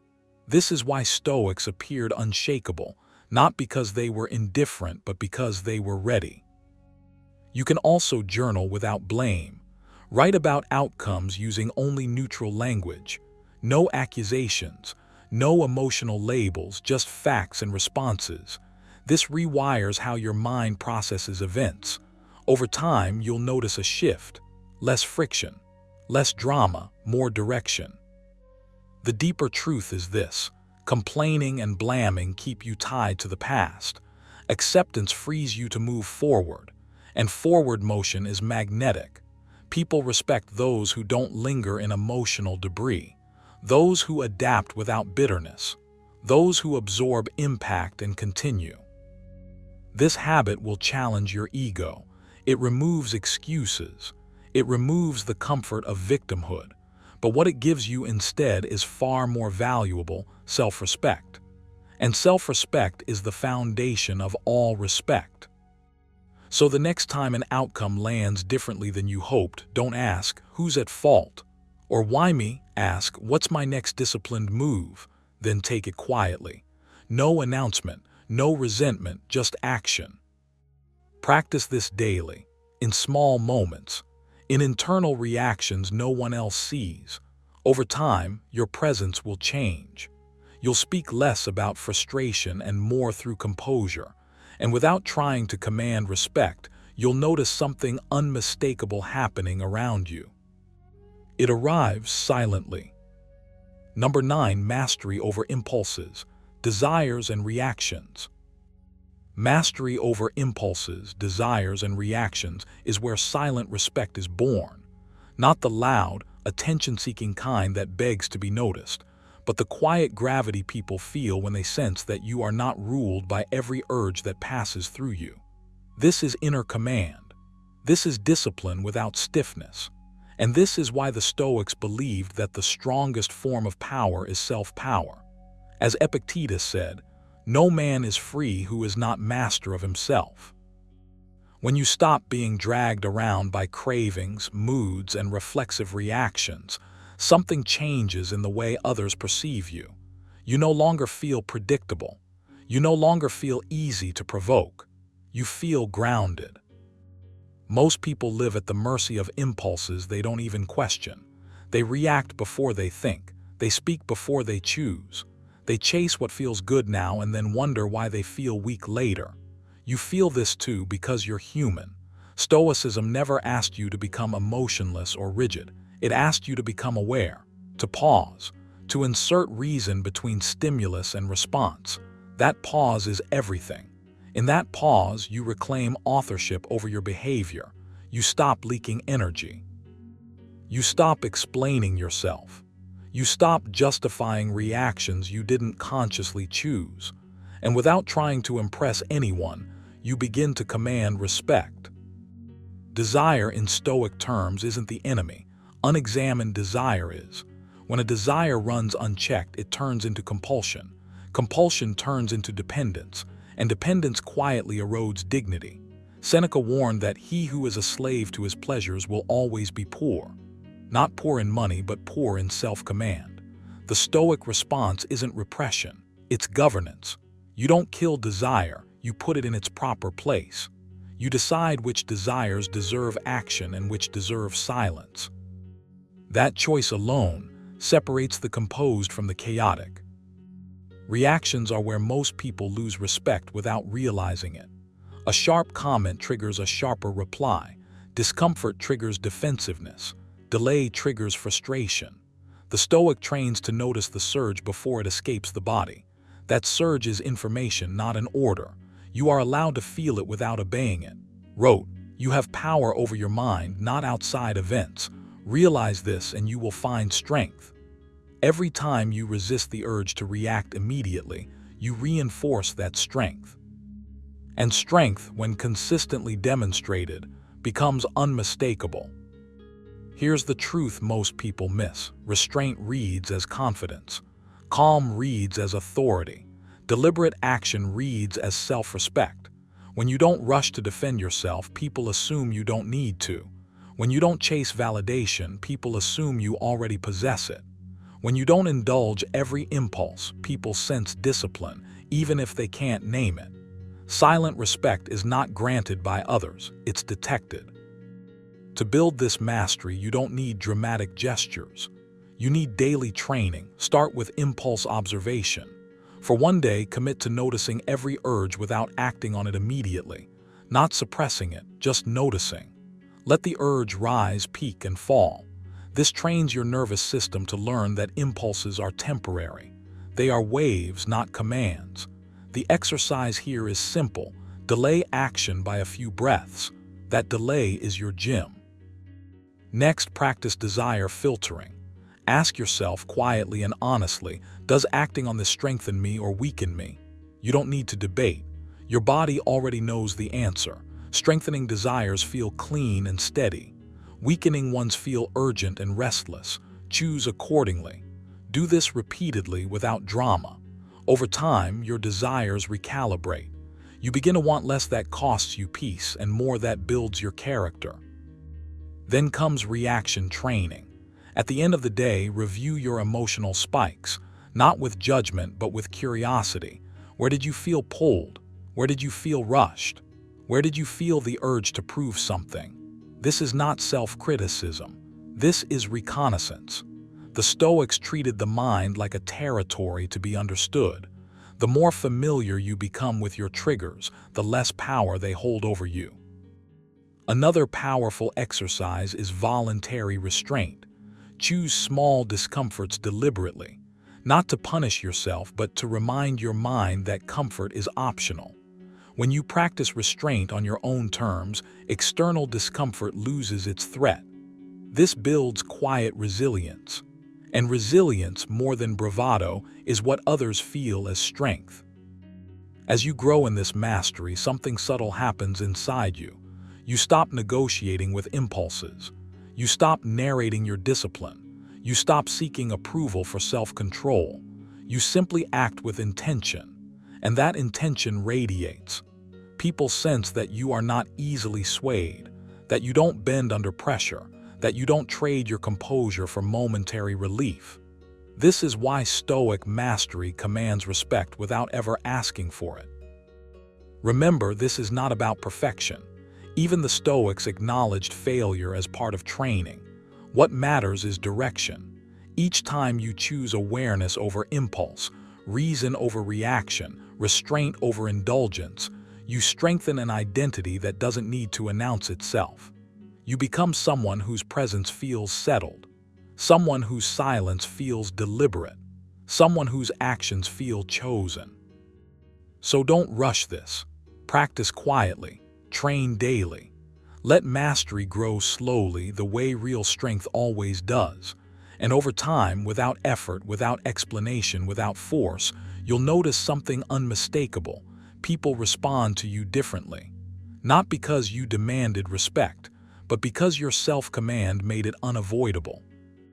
Before you go, remember this: Stoic respect is never demanded, it's felt. It comes from how you carry yourself when no one is watching, how you respond when others expect a reaction, and how steady you remain when the world tries to pull you off center. As reminded us, waste no more time arguing about what a good man should be. Be one.